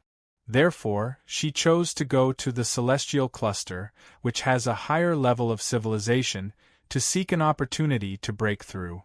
It may not be long before Hai Wudi embarks on the same path. I just don't know if there are Dongshu realm experts everywhere in the Celestial Cluster. I thought that I had already touched the edge of being an expert when I advanced to the early stage of the Dongshu realm. Now it seems that I am still far from it. After this battle, I will solve the problem of the Void Empire. I will find an opportunity to go to the Celestial Cluster. I can't continue to stay here. Bang! Just as Qin Chuan was thinking about these things in his heart, there was suddenly a violent crash outside, followed by a broadcast. The spaceship has been attacked by void creatures. All Vanguard soldiers, please prepare to meet the enemy. Hearing the broadcast, Qin Chuan's eyes flashed with surprise. At this time, they were about 3 days away from the cosmic whirlpool. How could they be attacked by void creatures here? Thinking of this, Qin Chuan immediately got up and left the bedroom. He walked towards the cabin door. Along the way, he met many people who had rushed out after hearing the news. Everyone had a grave expression and seemed to be in a very heavy mood. The cabin door slowly opened and Qin Chuan stepped out. He casually punched a void creature in front of him and pushed it back. He looked around and saw that the 3 spaceships of the Vanguard had all been attacked by the void creatures. There were definitely more than 10,000 of these void creatures, but they were all very weak. The strongest one was only at the early stage of the Dongshu realm and could be easily killed. These void creatures should be delaying our advance. It was unknown when Hai Junlan had appeared beside Qin Chuan. His gaze was solemn as he looked at the surrounding void creatures. Very quickly, he guessed the purpose of these void creatures. This should be Samson's scheme. He wants to use these void creatures to delay our advance and buy time for him to do something, Qin Chuan said in a low voice. How long does it take for the void tentacles to build a stable transmission channel? It will take at least half a year if the void energy is not replenished. Hai Junlan replied, we still have plenty of time. If that's the case, then Samson must be up to something. Qin Chuan narrowed his eyes and said to Hai Junlan, no matter what he wants to do, we have to end this quickly. After we get rid of these void creatures, we will speed up. Hai Junlan was a little worried when she heard this and said, if we do this, won't we fall into Samson's trap? After all, he is a grade 4 martial warrior and is much stronger than us. If we meet him, we will be in danger. Believe me, Samson must be doing something unspeakable. Otherwise, he wouldn't have sent these void creatures to their deaths. Qin Chuan looked at Hai Junlan with a determined gaze.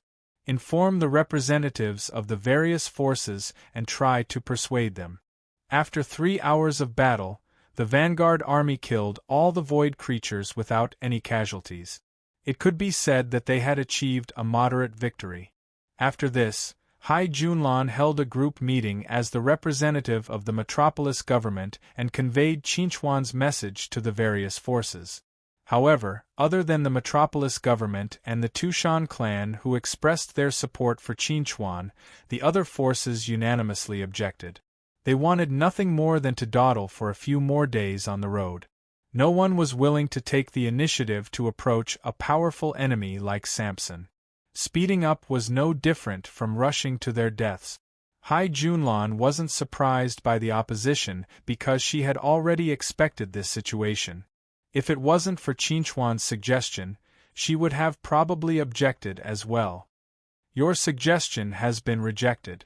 Other than the metropolis government and the Tushan clan, no one else agrees with your suggestion.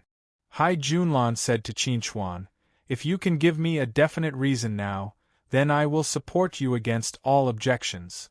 Qin Chuan pursed his lips and shook his head. I don't have much confidence. This is just my guess. Hai Junlan looked deeply at Qin Chuan and said, if that's the case, then let's forget about this matter. In the cosmic whirlpool. Samson's huge figure stood in the cosmic whirlpool. He looked ahead indifferently at the void tentacles that were using void force to build a teleportation channel. He said in a deep voice, too slow. General Samson, are you talking about the void tentacles or are you talking about us? 2 figures shrouded in black robes slowly flew over from afar and stopped in front of Samson. Samson frowned at the 2 figures in black robes and said coldly, You guys are too slow. The enemy is already at our door. Sorry, we were a little late because we had to deal with some matters. The black-robed figure with a slightly hoarse voice said to Samson, but it doesn't matter. We made it in time. Samson glanced at the black-robed figure and asked, We said there would be 3 people. Why are there only 2 of you? I was talking about the third person. She met with an accident and died, the black-robed figure replied. If not for that, we would have arrived long ago. As far as I know, the strongest person in Tron Nebula is at the peak of the Dongxi realm. Your companion is at least at the late stage of the Dongxi realm. How could she have died outside? Could it be that some new powerful person has appeared in Tron Nebula? Samson frowned deeply. What have you found out? Due to time constraints, we didn't have time to conduct a thorough investigation. However, our companion was besieged and killed, so please don't worry, General. No new powerful person has appeared. The black-robed figure replied, In Tron Nebula, other than Hai Wudi and Tu Shanhan, there is no need to worry about anyone else. Hai Wudi and Tu Shanhan were both at the peak of the Dongxi realm. Only the 2 of them could affect them. Chapter 1033. Ever since they were attacked by the void creatures, the vanguard army had been much more careful on their way forward. Fortunately, there was no second attack, and the vanguard army successfully arrived at a place that was only 1 day's journey away from the cosmic whirlpool.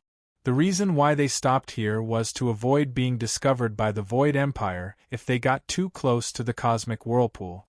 They didn't have any powerful warriors among them, so they couldn't stop Thompson. The vanguard army's mission was to investigate the Void Empire, not to attack. Therefore, they stopped here and prepared to send a small troop to scout ahead. However, the question of who to send was a big one. The further they went, the closer they were to the cosmic whirlpool, and the closer they were to the Void Empire. This was a very dangerous thing. Once they were discovered, they might not be able to come back alive. No force was willing to be the first to do this. Didn't Qin Chuan, the consecrator of the Tushan family, suggest to speed up? I think it's better to let the Tushan family take the lead. During the meeting, someone suggested that the Tushan family should send people to the cosmic whirlpool first to collect information. This suggestion was approved by most people. Everyone thought that Tushan Yu would argue with them angrily, but surprisingly, Tushan Yu agreed without hesitation. The Tushan family sent people to join the vanguard army to collect information. We are all prepared to die. Since you are afraid of death, then don't pretend to join the vanguard army. Tushan Yu looked at the representatives of other forces with disdain. If you want to refute me, then come with me to collect information. I will apologize to you then.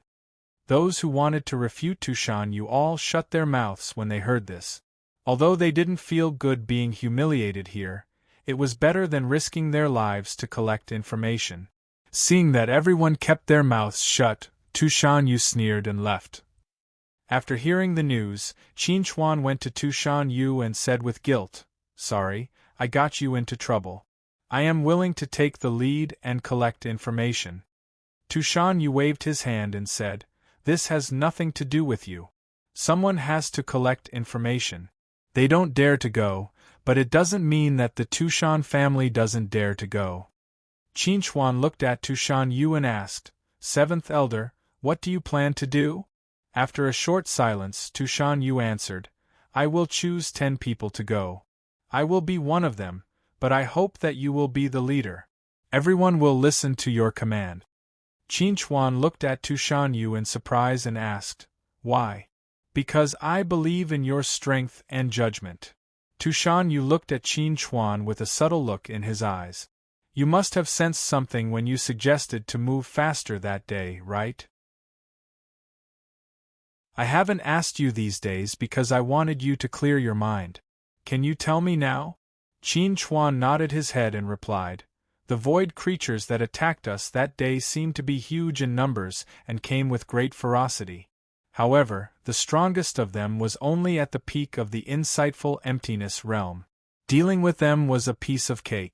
Thompson urgently needed the power of the void to build a teleportation channel, so there was no reason for him to waste his energy to stop us.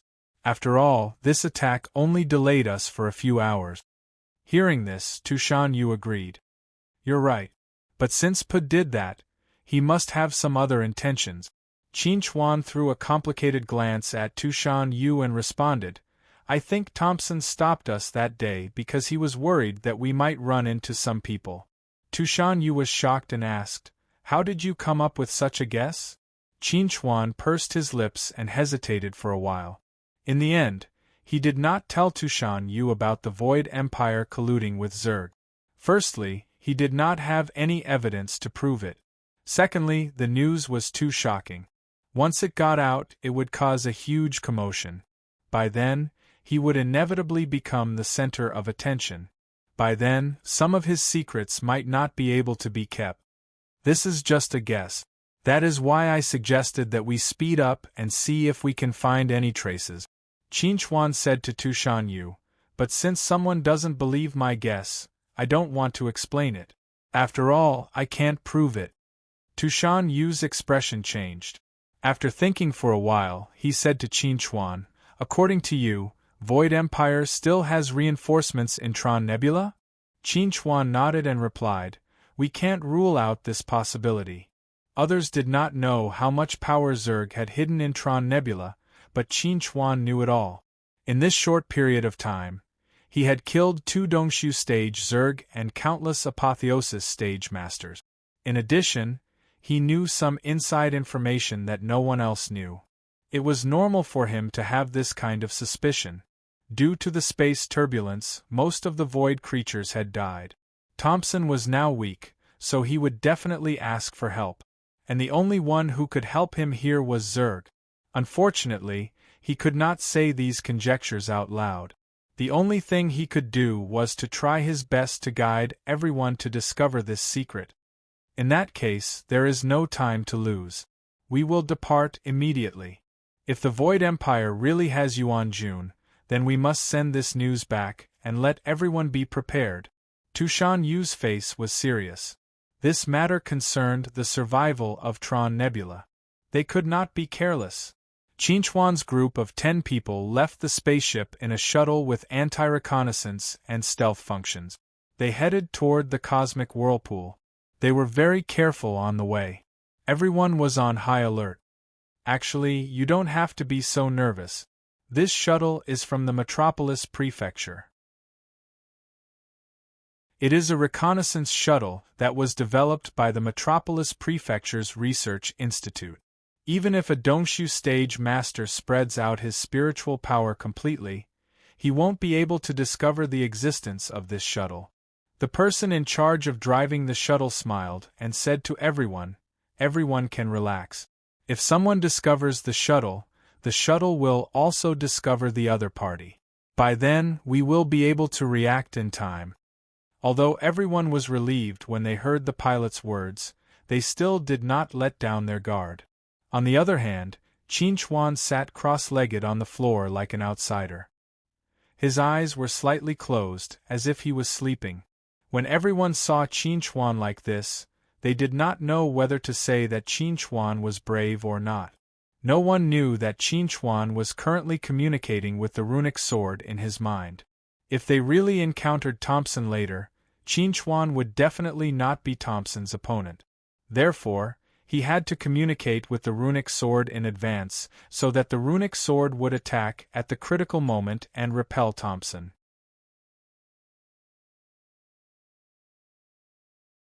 Chapter 1034. Runic Sword. How much do you know about the Void Empire?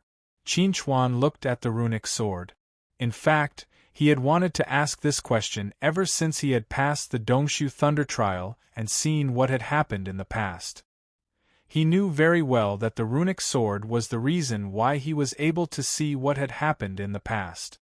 In response to Qin Chuan's question, the runic sword's answer was very simple and straightforward. It knew as much as Qin Chuan. Now that the runic sword was riddled with scars, It could no longer remember many things that had happened in the past. However, it knew as much as Qin Chuan knew about the Void Empire. These things did not stimulate the runic sword to recall what had happened in the past. As for the things that Qin Chuan had seen in the dreamscape, the runic sword could not see them. However, there was one thing that the runic sword was certain of. The Void Empire was their enemy. An enemy that they had to eliminate. In response to the runic sword's answer, Qin Chuan asked, "If we are in danger, can you use your sword to repel Pa?" The runic sword's understanding of the Void Empire wasn't the main point. The main point was whether or not the runic sword would be able to repel Arsen's runic sword. If it could, then everyone would be happy. If it couldn't, then he would have to be careful. This time, the runic sword replied after a moment of silence. It could repel Pa, but it wasn't certain that it could kill him. Moreover, it would expose itself. In response to the runic sword's reply, a subtle look flashed through Qin Chuan's eyes. He asked, "You aren't certain that you can kill him? Is it because this person is a complete 4th-grade martial warrior? What would you expose yourself to?" From his conversation with Hai Junlan, Qin Chuan had learned that there was a threshold between the peak of the Dongshu realm and the complete Dongshu realm. Once crossed, the transformation would be earth-shattering. It was equivalent to touching the edge of the body fusion stage. It was very likely that one would become an overlord of the universe. Thinking about it, it was the same for the Void Empire. As a grade 4 warrior, there was a high chance that Pa would become a grade 3 warrior and be on par with the overlords of the universe. Now that the runic sword had not fully recovered, it would be very difficult to kill Pa without wasting the energy that he had painstakingly absorbed. As for the exposure that the rune sword was worried about, it was the exposure of his identity. Others might not be able to tell that Qin Chuan was a human, but that was not the case for Samson. Once Qin Chuan borrowed the power of the runic sword, his human bloodline would definitely be exposed. If Samson discovered it, Qin Chuan would definitely become a target for everyone. Even if the Void Empire could not do anything to Qin Chuan, Zerg could. Who? Qin Chuan sighed softly and said, "If that's the case, it'll be very difficult for me to borrow your strength this time. Once I'm exposed, the consequences will be unimaginable." Without the help of the rune sword, Qin Chuan had to be fully prepared. He had to be careful and retreat in case of danger. The universe whirlpool is 3,000 miles ahead of us. If we continue to approach it, there's a chance that we'll be discovered. The pilot who was piloting the shuttle said to everyone, "I suggest that you all wear the invisibility equipment and split up. I'll hide around and wait for you to come back. If there's a battle, I'll retreat in 20 minutes. So try to come back within 20 minutes after you're exposed." Hearing the pilot's words, Tushan Yu nodded seriously and said to everyone, "Everyone, put on the invisibility equipment." Hearing this, everyone immediately took action and put on the cloaking device. This cloaking device could not only turn their bodies invisible, but it could also hide their breathing, heartbeat, and even questions, making them look like meteorites floating in the universe, ordinary and unremarkable. We'll split into 5 groups and explore the universe whirlpool from different directions. Once you find the Void Empire, don't use the photon computer. Activate the tracking equipment immediately. Remember, after activating the tracking equipment, do not move unless something unexpected happens. Once you move, you'll be exposed. Hearing this, everyone responded loudly, "Yes, sir." Tushan Yu nodded, then said to Qin Chuan, "Qin Chuan, you're in my group." After assigning their tasks, everyone started to move. Qin Chuan and Tushan Yu left the shuttle and flew towards the universe whirlpool. At their normal speed, it would only take them a couple of minutes to reach the universe whirlpool. However, because they were afraid of the Void Empire, they flew very slowly, as if they had really become meteorites floating randomly. "Qin Chuan, do you think Elder 3 and the others are still alive?" Tushan Yu looked around vigilantly. What he said to Qinchuan had nothing to do with intelligence gathering. Qinchuan glanced at Tushanyu. After a short silence he responded, "It's been such a long time. If they're still alive, they must have found a way to return to their families. If they haven't, it means that they might have fallen into the hands of the Void Empire, become captives, or already died. Whether they were captives or dead, it wasn't a good thing. If Elder 3 and the others are captives, then the Void Empire must have more captives. Perhaps the Void Empire will use them to threaten us." Tushanyu said in a deep voice, "And with their strength, it's almost impossible for them to die in the turbulence of space." Turbulence of space might be dangerous for apotheosis stage cultivators, but for Dongshu stage cultivators, it would only cause some trouble. In other words, Elder 3 and the others had either died in the hands of the Void Empire or become captives. "I hope they're already dead." Tushanyu was in a bad mood when he said this. If it weren't for the fact that they were facing an enemy like the Void Empire, who would want their own brothers to die in the outside world.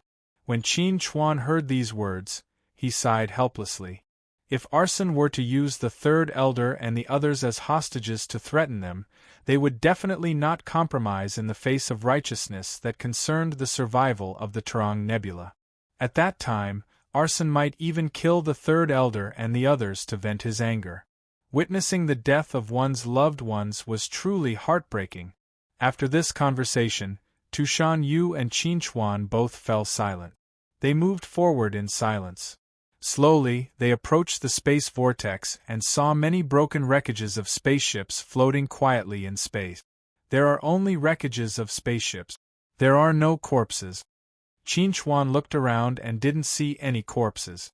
According to common sense, this shouldn't have happened. They should have been taken away by the Void Empire. Those corpses should be good nourishment for the Void tentacles. Tushanyu said to Qinchuan, "Although the Void tentacles can't absorb the power of the Void, they can absorb the power of flesh and blood."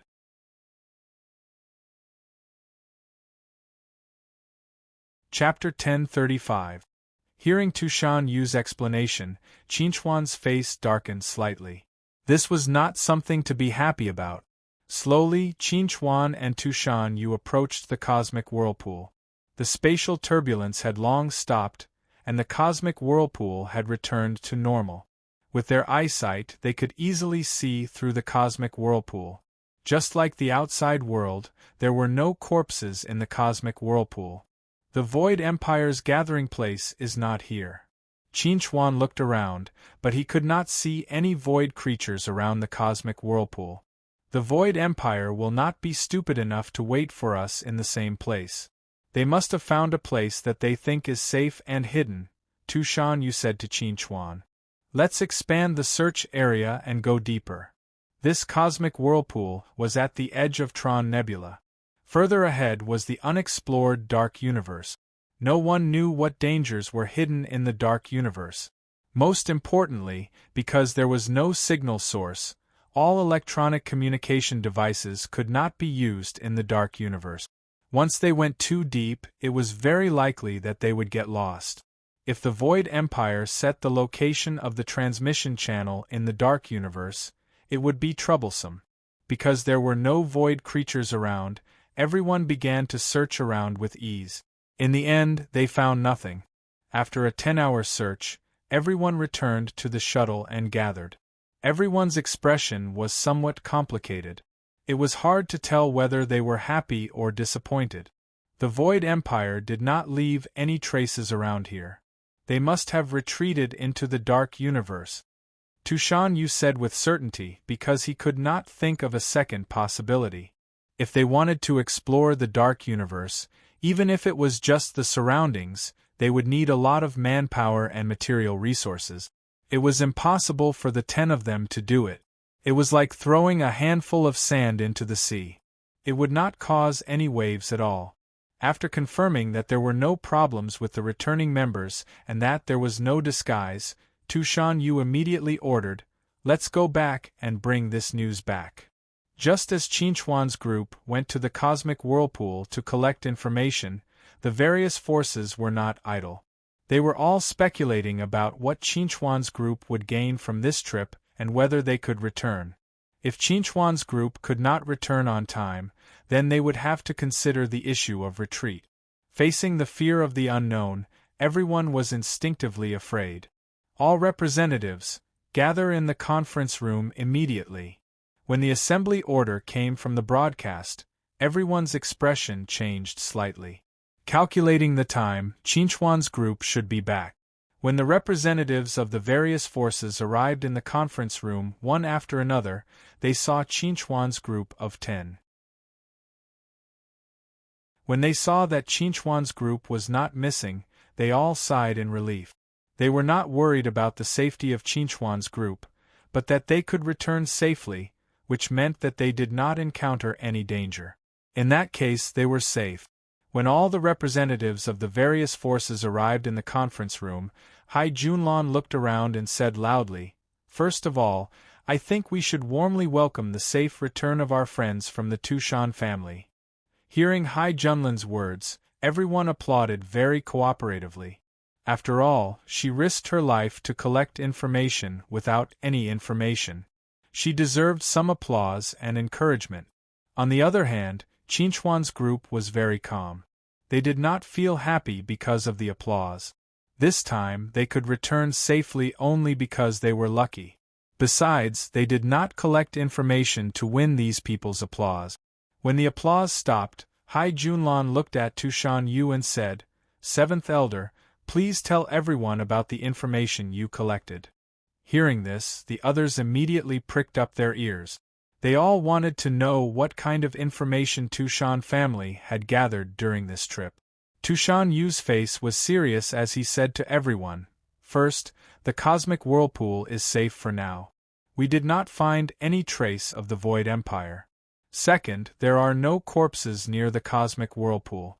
We suspect that the Void Empire took them as supplies for the Void Tentacles. Third, we suspect that the Void Empire entered the Dark Universe." As soon as Tushan Yu's voice faded, a heated discussion broke out in the conference room. Seeing Qinchuan's group of 10 return safely, everyone had guessed that there would not be too much danger near the cosmic whirlpool. However, they did not expect that Qinchuan's group did not even see a trace of the Void Empire. Hearing this, Hai Junlan frowned slightly and analyzed. There are no traces of the Void Empire around the cosmic whirlpool, and the Dark Universe is not far from the cosmic whirlpool. The Void Empire suffered heavy losses due to the spatial turbulence. In order to avoid our follow-up attacks, they hid in the Dark Universe. This is understandable.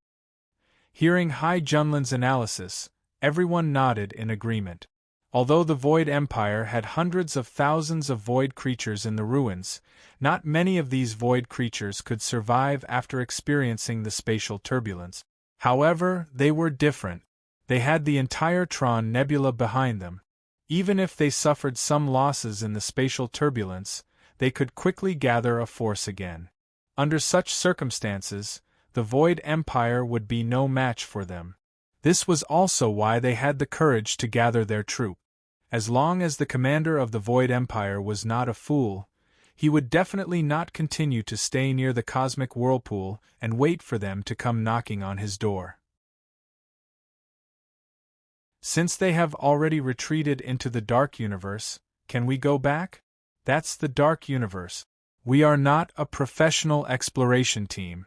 Entering it will be very dangerous. Humph, just because the Void Empire retreated into the Dark Universe doesn't mean that they won't come out for the rest of their lives. We should take advantage of their weakened strength to completely defeat them, instead of waiting for them to establish a transmission channel to invade us. But how are we going to enter the Dark Universe? Who knows if the Void Empire has gone deep into the Dark Universe? In the face of everyone's quarrel, Hai Junlan could not help but glare at them. What everyone said was very reasonable. The Dark Universe was not any other place. It was full of danger everywhere. Rashly entering the unexplored Dark Universe was a very dangerous thing. Perhaps they would have suffered heavy losses before they could find the Void Empire. Quiet. At this moment, someone suddenly roared, causing the noisy conference room to instantly quiet down. Everyone subconsciously looked at the person who roared. It was Qinchuan, who was sitting beside Tushan Yu.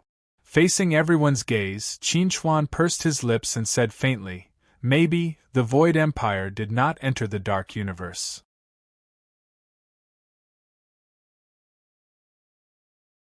Chapter 1036. Upon hearing Qinchuan's words, the meeting room immediately quieted down. Everyone turned to look at Qinchuan, their eyes filled with doubt and confusion. Hai Junlan looked at Qinchuan and asked in surprise, "Why do you say that? What did you discover?" "It's not a discovery, it's an inference." Qinchuan looked at Hai Junlan and said indifferently, "I just think that the Void Empire shouldn't be so afraid of us and want to hide from us by retreating into the Dark Universe. Since we know how dangerous the Dark Universe is, how can the people of the Void Empire not know? If they just stay at the edge of the Dark Universe, then it doesn't make any difference whether they retreat into the Dark Universe or not." Upon hearing Qinchuan's analysis, Hai Junlan pondered for a moment and then asked, "So, where do you think they went?" Now, there were only two ways for the Void Empire to go. They could either enter the Dark Universe or stay outside. They didn't find any traces of the Void Empire near the cosmic vortex. If the Void Empire didn't retreat into the Dark Universe, then where did they go? Everyone looked at Qinchuan, waiting for Qinchuan to give a reasonable explanation. Facing everyone's gaze, Qinchuan fell silent because this was just a guess. He didn't have a definite answer. "Don't look at me, everyone. As I said, this is just a guess. We must explore the Dark Universe, but we don't need to go deep. We should think about it now. If the Void Empire didn't retreat into the Dark Universe and didn't stay near the cosmic vortex, then where did they go? Where can they go?" Qinchuan looked at everyone and said in a deep voice, "This requires everyone to brainstorm. I can't just rely on myself." Qinchuan wasn't a god and didn't have the ability to pinch his fingers. He could only think of this because he was making a bold assumption and carefully seeking confirmation. Everyone fell into deep thought when they heard Qinchuan's words. If there was a third place for the Void Empire to go besides the Dark Universe and the cosmic vortex, then where was it? No, if the Void Empire made a move and left here, there's no reason why we can't detect it. In my opinion, the Void Empire has entered the Dark Universe. No matter where they go, they'll be besieged by us. They can't escape. Although the Void Empire will be wary of us, they definitely won't be scared away. If they didn't enter the Dark Universe, could they have disappeared into thin air? At this moment, everyone's discussion. There was no third place. And they must have entered the Dark Universe. They must have entered the Dark Universe. Then, at the people. I know. Qinchuan looked at everyone with a burning gaze. I know where the Void Empire is. In the Dark Universe, a fleet of over 100 spaceships was slowly moving forward. They were the army of all the forces in Tron Nebula. There were more than 100,000 of them, and the weakest was at the early stage of the Apotheosis realm. The strongest was Hai Wudi, the governor of the Metropolis Prefecture. He was at the peak of the Dongxi realm. Such a powerful army was enough to sweep across the entire Tron Nebula. Their target was the Void Empire, Samson. Hai Wudi and Tushan Han sat opposite each other on the flagship. Hai Wudi was tall and strong. His face was dignified without being angry. Clad in silver armor, he looked extraordinarily mighty. Compared to Hai Wudi, Tushan Han looked much gentler.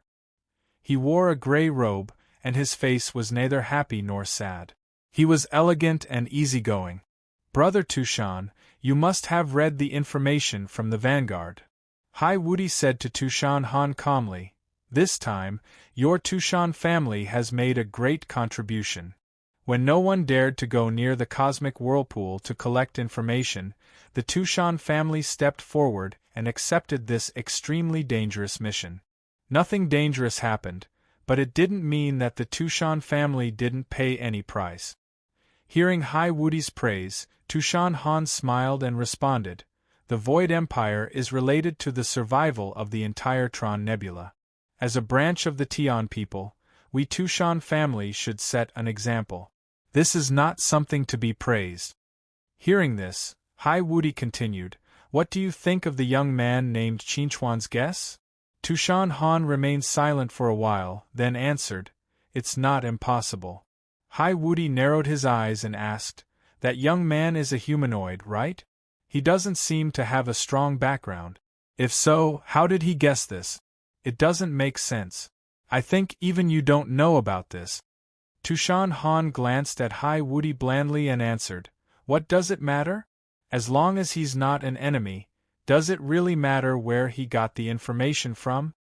"You're right. I'm thinking too much." Hai Wudi smiled and said, "In this case, let's speed up and join the vanguard.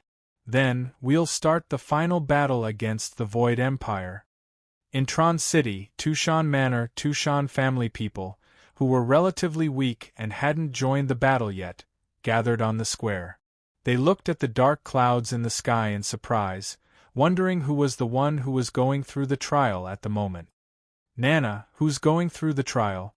Tushan Chi stood beside Tushan Nana and asked in surprise, "It's so powerful.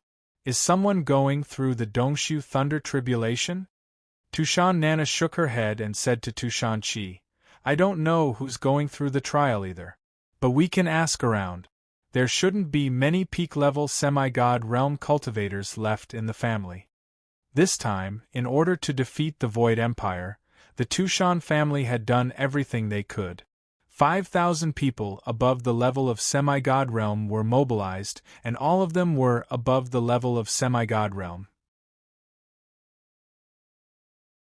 By now, there were no more than 100 semi-god realm cultivators left in the family. As long as they eliminated those below the level of semi-god realm, they could easily find out who was going through the trial. At this moment, Elder Tushan Xiao suddenly showed up in the sky. She looked at the trial in the sky and said in a deep voice, "Such a powerful trial. Is it the Xiantian 9 Layers Tribulation? Who among the remaining members of the family is so talented?" While Tushan Xiao was thinking about this, a figure suddenly showed up beside her and said blandly, "She's not from your family." Tushan Xiao turned to the yellow-dressed woman beside her. She recognized her. She was Qinchuan's companion, and her name was Lin. "Who is she?" Tushan Xiao was curious. Lin pursed her lips and answered, "She's Lu Zi, the Duke of Rose City."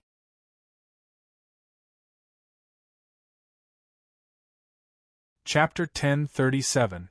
4 days later, the main force of Tron Nebula and the Vanguard Army met 3,000 kilometers away from the cosmic whirlpool. When the main force arrived, the Vanguard Army saw Hai Wudi and Tushan Han. They smiled as if they had found their backbone. Qin Chuan was in the crowd. He looked at the majestic Hai Wudi and carefully sized him up. "This is Hai Wudi, the governor of the Metropolis Prefecture. He is now the strongest person in Tron Nebula and a cultivator at the peak of Dongshu Realm. Looking at him from the outside, he looks ordinary. His chi is restrained and there is nothing special about him. If you don't know him and meet him on the street, you might treat him as an ordinary person." Qin Chuan thought that Hai Wudi would be an awe-inspiring expert. He didn't expect him to be such an ordinary person. However, the more ordinary Hai Wudi was, the more people felt that he was not simple. It was easy for an expert to make others feel that he was strong, but it was extremely difficult to make others feel that he was harmless. If Hai Wudi attacked Qin Chuan without knowing, Qin Chuan might not be able to defend himself. In his perception, Hai Wudi didn't have the power to threaten him at all. But Tushan Han was different. When Qin Chuan saw Tushan Han for the first time, he could feel how powerful Tushan Han was. He knew that he could not resist Tushan Han. Now that he had reached the Dongshu stage, although he still felt that it was difficult to resist Tushan Han, he was not as uncertain as when he faced Hai Wudi. Therefore, although they were both at the peak of Dongshu realm, Hai Wudi was stronger than Tushan Han. Qin Chuan was in the crowd. Neither Hai Wudi nor Tushan Han noticed him. Although he was at the early stage of Dongshu realm and could be considered a tyrant, there were at least 1,000 Dongshu realm cultivators present. Qin Chuan was not conspicuous at all. Zhuosisi once told me that there were more than 100 cultivators at the Dongshu stage in the Terang Nebula. But now there are more than 1,000 cultivators gathered here, which is more than 10 times more than what Zhuosisi said. Zhuosisi wouldn't lie to me about this kind of thing. I think what she knew was just the surface. What is shown to me now is the real strength of each force, and even there are still some hidden forces. Qin Chuan looked around. There was a subtle expression in his eyes. He did not understand. With the strength in front of him, even if they were facing all the void creatures in the ruins, they might still be able to fight. However, before this, even the metropolitan government could not gather all the forces together. If not for the pressure of public opinion, Tron Nebula might still be in a state of disunity. After thinking about it, Qin Chuan still could not figure out the crux of the matter. After all, he did not know much about the various forces in Tron Nebula. He could not know if there were any hidden secrets. Just as Qin Chuan was thinking about this, Hai Junlan suddenly appeared behind him and said, "Brother Qin, my father and Elder Tushan want to see you." Hearing Hai Junlan's words, Qin Chuan subconsciously looked forward. Hai Wudi and Tushan Han, who were in the middle of the crowd, had disappeared without him noticing. He turned back to look at Hai Junlan and nodded gently. "Brother Hai, please lead the way." In the meeting room of the main ship, Qin Chuan saw Hai Wudi and Tushan Han. Other than these two, 7th Elder Tushan Yu was also there. Seeing Qin Chuan, Tushan Han smiled and said to Hai Wudi, "This young man is Qin Chuan, our Tushan clan's new consecrator. He is extremely talented. Not only did he reach the Dongshu realm at such a young age, he is also a level 5 talisman array master." Hearing Tushan Han's words, Hai Wudi looked Qin Chuan up and down, then smiled faintly and said, "Not bad." Although Tushan Han used many words to introduce Qin Chuan, Hai Wudi's evaluation of Qin Chuan was only 2 words. Obviously, Hai Wudi did not take Qin Chuan seriously. After all, Qin Chuan was only at the early Dongshu realm. No matter how talented he was, he did not need to be taken seriously by Hai Wudi. "I am Qin Chuan. Greetings, seniors." Qin Chuan calmly cupped his hands to Hai Wudi and Tushan Han, then stood aside quietly, waiting for questions. Looking at Qin Chuan, who was neither humble nor arrogant, Hai Wudi asked, "Young man, tell us in detail what you and Elder 7 found near the universe swirl. Do not leave out anything."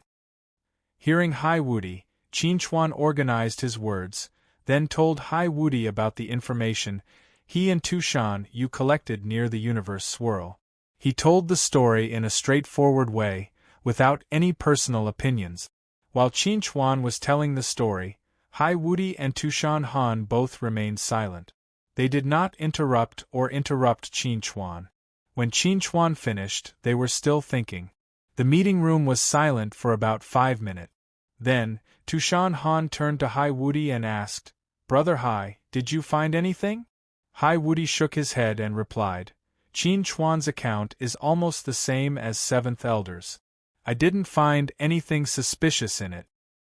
Hearing Hai Wudi's answer, Tushan Han narrowed his eyes and asked, "Brother Hai, in your opinion, where did the Void Empire go?" Hai Wudi didn't answer Tushan Han's question.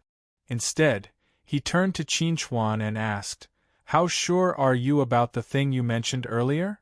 Qin Chuan pondered for a while, then answered, 30%.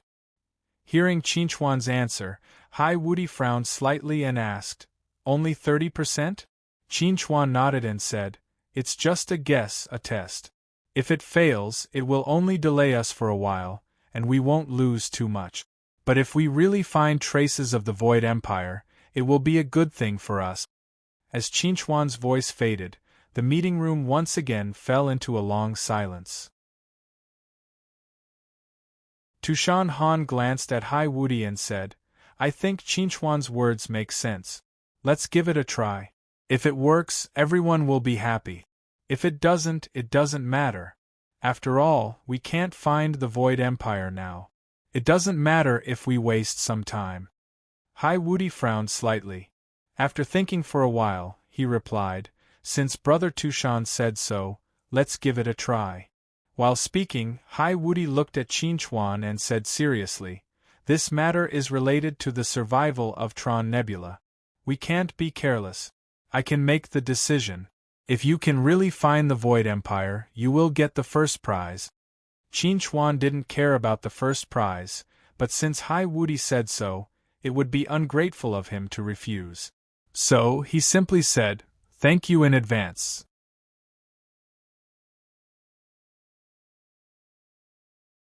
Chapter 1038. People thought that after the main force and the vanguard met, they would reorganize themselves and take the next step. However, to their surprise, Hai Wudi and Tushan Han gave the order together. They ordered the army to go to the space swirl immediately and asked everyone to be prepared for the battle. As soon as the order was given, everyone became nervous. They had sent people to explore the area around the cosmic whirlpool, but they didn't find any trace of the Void Empire. Why did they still have to go near the cosmic whirlpool and prepare for battle? What was going on? Could it be that there was a new discovery? However, most of these people were from the main force, because people in the vanguard all knew that Qinchuan, a consecrator of the Tushan family, had a bold guess. They might be heading to the swirl to confirm his guess. However, they weren't sure if it was because of this. No matter how confused they were, Hai Wudi and Tushan Han had given the order, and they couldn't go against it. Therefore, they had no choice but to move towards the swirl with curiosity. When the fleet slowly stopped less than 100 miles away from the cosmic whirlpool, everyone could clearly see the huge cosmic whirlpool in front of them. They could see everything around them clearly. Just as the intelligence said, there was no trace of the Void Empire around the cosmic whirlpool. At the same time, all the corpses had disappeared. No one knew when Hai Wudi and Tushan Han showed up in the air, vigilantly looking around. They couldn't find anything special about this space at all. I've checked. Nothing is wrong. Now, I suddenly wonder if Qinchuan is telling the truth. Tushan Han slightly frowned. But this place is so quiet that it's weird. I've never dealt with the Void Empire, but I've heard a lot about the Void Empire, said Hai Wudi coldly.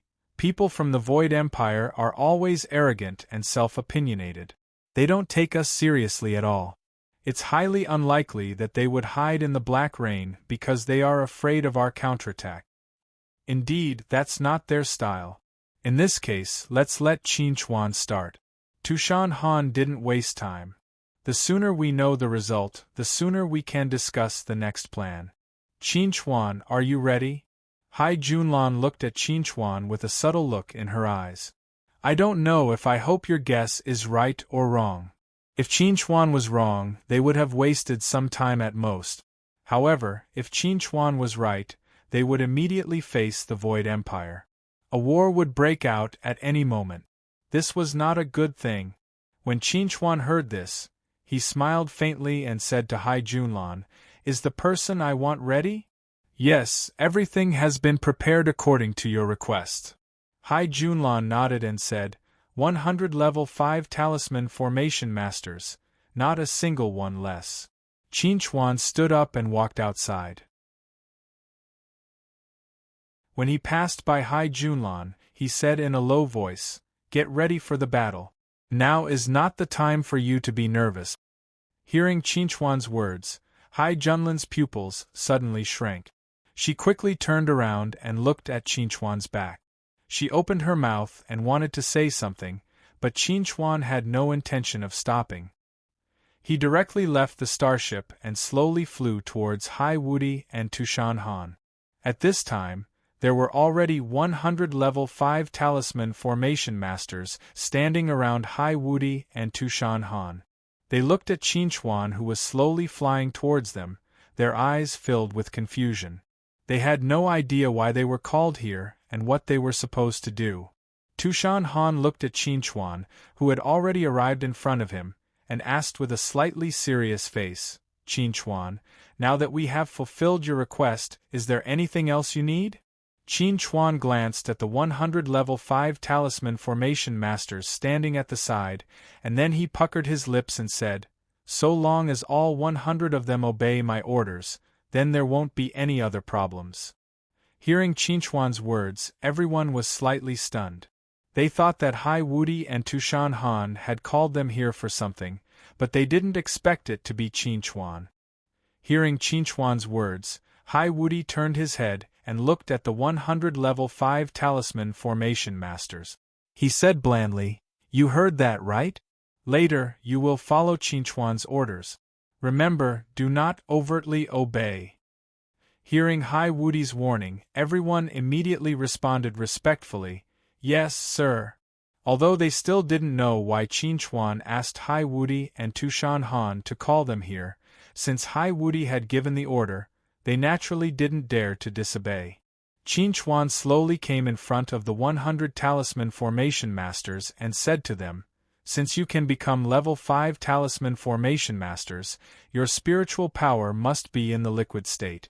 What I need you to do is very simple. No matter how high or low your spiritual power is, I only need you to release the spiritual power of the early stage of the liquid state. I need you to maintain your spiritual power at the same level." Hearing Qinchuan's words, the 100 talisman formation masters didn't understand why Qinchuan asked them to do this, but they still did it. Soon, the 100 talisman formation masters released their spiritual power and gathered it together, forming an extremely powerful spiritual power. That, friend, your spiritual power needs to be a little bit weaker, just a little bit. This friend over here, your spiritual power needs to be a little bit stronger.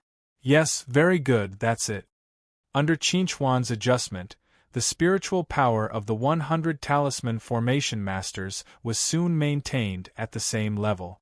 If you closed your eyes to perceive it, you would almost think that these 100 people were one person, and this was the effect that Qinchuan wanted.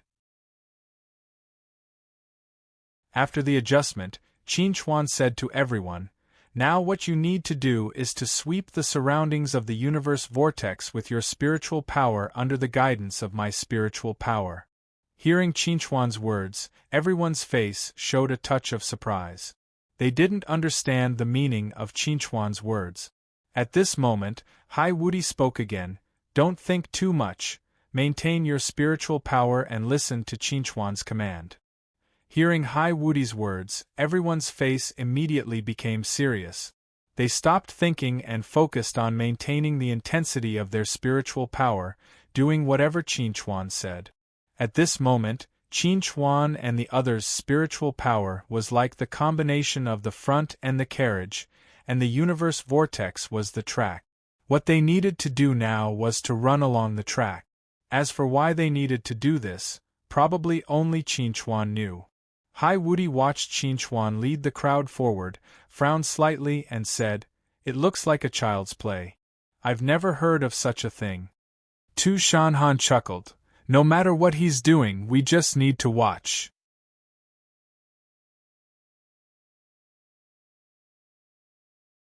Chapter 1039.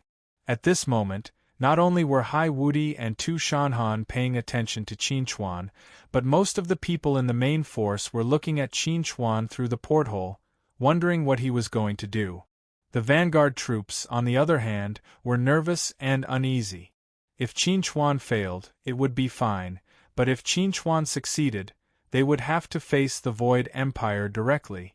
Yes, Qinchuan spent so much effort to find 100 talisman formation masters and adjust the spiritual strength of these 100 talisman formation masters to find traces of the Void Empire. Qinchuan never believed that the Void Empire had left this place. He felt that the Void Empire must still be here, but hidden by some means. The detection radar on the spaceship might not be able to find the secret, but the man-made radar might be able to. Under the guidance of Qinchuan, everyone's spiritual strength slowly moved forward. It was not fast, and it took about 2 hours to finish exploring the surroundings of the universe vortex. They did not know whether they were lucky or not, but after about 20 minutes they stopped. It was not that they did not want to move forward, but that something in the void was blocking their way. The moment this feeling of being blocked appeared, Qinchuan could not help narrowing his eyes slightly and looking at that place. It seemed that there was nothing there, but their spiritual strength radar was blocked. Noticing that Qinchuan had stopped, Tu Shanhan immediately asked, "Did you find something?" Hai Wudi looked at Qinchuan with a subtle expression. It had only been 20 minutes, and he had found something? Qinchuan pursed his lips and replied in a serious tone, "First Elder, Commander Hai, please get ready for battle." Hearing Qinchuan's words, Hai Wudi and Tu Shanhan's expressions immediately became extremely serious. In this case, if Qinchuan had really found something, maybe the Void Empire's traces would be exposed in the next moment. "Everyone, get ready for battle!" Hai Wudi shouted and conveyed the order to everyone in the main force and vanguard troops. Hearing Hai Wudi's order, everyone could not help but feel nervous. Was the battle about to begin? Right when Hai Wudi ordered everyone to prepare for battle, Qinchuan turned his gaze towards the 100 Talisman Formation Masters behind him at the same time, and he said to all of them, "I'll count to 3. When I count to 3, all of you must immediately erupt with all your spiritual energy and charge forward." Hearing Qinchuan's words, someone asked curiously, "Is there no need to unify the strength?" Qinchuan nodded and replied, "Qinchuan's strength, I asked you to unify your spiritual strength to Du's 2's strength. Now we've's the result. Naturally, there is no need to unify the strength 2's. Now we've got the result. Do as I say, don't have any hesitation." "Sir." 1. 2. Qinchuan looked forward with an extremely solemn gaze and shouted, 3. With Qinchuan's 3, the 100 Talisman Formation Masters immediately burst out all their spiritual strength according to Qinchuan's request and charged forward. Under the impact of this powerful spiritual strength, ripples suddenly appeared in the seemingly normal space, as if something was about to be revealed. Seeing this, Hai Wudi and Tu Shanhan both mobilized their spiritual strength and prepared to attack at any time. Not enough. Qinchuan let out a low roar and suddenly erupted with all of his spiritual energy. His core condensation spiritual energy was like a sharp spear that fiercely pierced forward. Finally, Qinchuan's spiritual strength was like the straw that broke the camel's back. The ripples suddenly became incomparably violent and then spread out with a loud bang, revealing a huge, light purple, translucent ball in front of everyone's eyes. An evil aura assaulted their nostrils. Looking at the huge, translucent ball, everyone's eyes were filled with deep shock. Originally, they were just trying their luck. They never thought that Qinchuan would actually find traces of the Void Empire here. At the same time, Po, who was inside the ball, also noticed them. He looked at the huge fleet outside with a gloomy gaze and said in an extremely angry tone, "Is this the concealment technique you're so proud of? You were discovered so quickly." Faced with Po's suppressed anger, the black-robed man's mood was extremely bad. He never thought that there would be someone in Tron Nebula who could see through their concealment technique. "This is an accident," the black-robed man replied in a hoarse voice. "Even universe overlords wouldn't be able to detect the abnormality here if they didn't get a clue beforehand. The truth is right in front of us, and you're talking about universe overlords." Pa snorted. "Fortunately, I set up a void barrier in advance. Otherwise, my good deed would have been ruined by you." Faced with Po's bad attitude, the black-robed man was dissatisfied, but he didn't dare express it. After all, they had previously promised that no one in Tron Nebula would be able to see through their concealment technique. Now that they had been slapped in the face, he knew that he was in the wrong, so he could only suppress his anger. Damn it, who did this? The black-robed man's gaze swept across the front and finally locked onto Hai Wudi and Tu Shan Han. In his opinion, only these two people had the ability to see through their concealment technique. While the black-robed man and Po were talking, Hai Wudi and Tu Shan Han were silently observing the translucent ball in front of them. They could clearly see the existence of Po and the black-robed man, but their focus was not on the black-robed man and Po. Instead, it was on the void tentacle. To be precise, it was on the teleportation channel above the void tentacle's head. It seems that only a small part of the teleportation channel has been completed, said Tu Shan Han. There's still a long way to go before it's fully completed. After confirming that the teleportation channel to the Void Empire hadn't been completed, Tu Shan Han couldn't help but let out a long sigh of relief. As long as the teleportation channel hadn't been completed, they could temporarily rest assured. If I'm not mistaken, this should be a void barrier, said Hai Wudi in a low voice. With our power, I don't think we'll be able to break this void barrier. It's okay. We can guard here and wait for the Universe Overlord to come and help us. Tu Shan Han laughed. Anyway, there's still a long way to go before the teleportation channel is completed. We don't have to rush. Hai Wudi heard him and nodded. You're right. What we need to do now is to surround them and wait for help to come.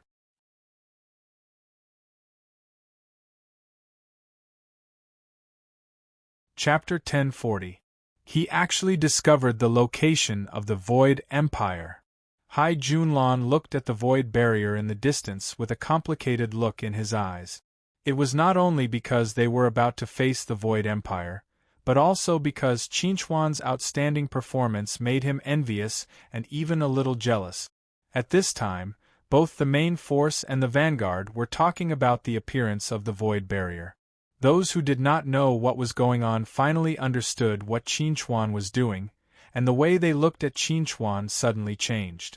Who is this person? How did he discover the location of the Void Empire? Why can he pinpoint the location of the Void Empire when we don't know anything about it? Now that the Void Empire has appeared, the war is about to begin. While everyone was talking about the appearance of the Void Barrier, as the protagonist of this incident, Qinchuan's eyes were fixed on the two black-robed figures. He was very familiar with this outfit. Sure enough, the Void Empire has reinforcements, and it's Zerg. Qinchuan looked at the two black-robed figures with sharp eyes. As long as I kill them here and expose their identities, Zerg will become the target of public criticism. Just as Qinchuan was thinking about this, Hai Wudi and Tu Shanhan suddenly turned around and flew toward the main ship. It seemed that they had no intention of attacking. Seeing this, Qinchuan was slightly stunned. Then he flew toward the two and blocked their way. Commander Hai, Great Elder, now that the Void Empire has appeared, why don't we launch an attack? In response to Qinchuan's question, Tu Shanhan answered, with the protection of the Void Barrier, we can't do anything to the Void Empire for the time being. So we have to wait for the Universe Overlords to arrive, and then we'll try to attack. Hearing Tu Shanhan's answer, Qinchuan turned to look at the Void Barrier in the distance and asked, even with your power, you can't break this Void Barrier? It's not that we can't break it, but we'll have to pay a price. When Thompson comes out, without me and brother Tu Shanhan, who can defeat him? Hai Wudi said to Qinchuan indifferently, you deserve the credit. As for what to do next, that's between brother Tu Shanhan and me. You don't need to worry. Qinchuan took a deep look at Hai Wudi's indifferent eyes. Wudi's indifferent gaze slowly took 2 steps back, and made way for Hai Wudi and Tu Shanhan. Hai Wudi and Tu Shanhan's eyes. Hai Wudi and Tu Shanhan's return, they flew, and continued to fly's Wudi ants was Shanhan's SS. Qin Chuan gloomily watched Hai Wudi and Tu Shanhan return to the Wudi and Tu Shanhan's backs. He couldn't help but clench his fists. The Void Empire has been found, and they have Zerg's help. Instead of launching an attack now, they're waiting for some universe overlord to come. They're wasting the opportunity. They're giving the enemy time to react. They're digging their own graves. Qin Chuan was angry, but there was nothing he could do. Hai Wudi and Tu Shanhan were the ones who could make the decision. Earlier, when he blocked their way, Hai Wudi was already displeased. If he hadn't just made a contribution to the Tu Shanhan family, Hai Wudi might have turned on him already. Judging from Hai Wudi and Tu Shanhan's attitudes, they obviously didn't want to launch an attack, which was completely different from before. Qin Chuan didn't understand why their attitudes changed so fast. Unfortunately, he was only an early-stage Dongshu cultivator. He didn't have any status that could be used in public. Otherwise, he would have asked them clearly. While Qin Chuan was thinking about this, Hai Junlan appeared beside Qin Chuan. She said to Qin Chuan, "How did you find the Void Empire?" Qin Chuan looked up at Hai Junlan and answered, "My spirit power is strong. I can find some abnormalities." Hearing Qin Chuan's answer, Hai Junlan took a deep look at Qin Chuan and said, "Just now, Father sent me a message. He told me that we'll take defensive measures and confront the Void Empire. We'll wait for the Universe Overlord to come." Qin Chuan frowned slightly and asked, "What's the reason?" "We can launch an attack now. Although we'll have to pay a price, I think it's worth it." "I can understand your thoughts, but this is the decision of Father and Great Elder Tushan." Hai Junlan said to Qin Chuan, "As for their reason, you'll understand when you look at the transmission channel above the void tentacles." Qin Chuan was slightly taken aback. Then, he subconsciously turned his head and looked at the transmission channel above the void tentacles. Previously, he had focused all his attention on the black-robed man and didn't pay much attention to the void tentacles. Now, after a moment of careful observation, he found that the transmission channel built by the void tentacles was only a small part. It would take a long time for it to be completed. "I understand." Qin Chuan pursed his lips and said, "Because the void tentacles can't build a transmission channel in a short period of time, Commander Hai and Great Elder aren't worried about the Void Empire's invasion. Therefore, they don't want to provoke the other party. They want to wait for the Universe Overlord to come and destroy the remaining army of the Void Empire at the smallest cost. Am I right?" Hai Junlan nodded and said to Qin Chuan, "You're a smart person. You should be able to understand. This isn't just the idea of my father and Great Elder Tushan. It's also the idea of all the other forces. Previously, we didn't know when the Void Empire's invasion would come, so we tried our best to assemble the army and wage war against the remaining army. Now that we've confirmed that Tron Nebula isn't in danger for the time being, there's no need for us to fight head-on with the other party. People should know how to be flexible, right?" Hearing Hai Junlan's words, Qin Chuan pursed his lips and didn't refute, because he felt that his refutation would be meaningless. "Did you notice the two black-robed men?" Qin Chuan looked at the black-robed men and said to Hai Junlan, "They're not from the Void Empire." Hai Junlan frowned slightly. She had indeed noticed the two black-robed men, but she didn't think too much about it. She just thought that the two black-robed men were wizards from the Void Empire. Hearing Qin Chuan's words, she couldn't help but ask doubtfully, "You know the identities of the two black-robed men?" Qin Chuan shook his head and answered, "I don't know who they are or where they come from, but I'm sure that they're not from the Void Empire. You can remind your father and Great Elder Tushan to be careful of the two black-robed men. It's best if they send people to keep an eye on their every move. Also, don't say that I told you this. Just say that you discovered it yourself." Hearing Qin Chuan's words, Hai Junlan's expression couldn't help but become serious. If the two black-robed men weren't from the Void Empire, could they be from Tron Nebula?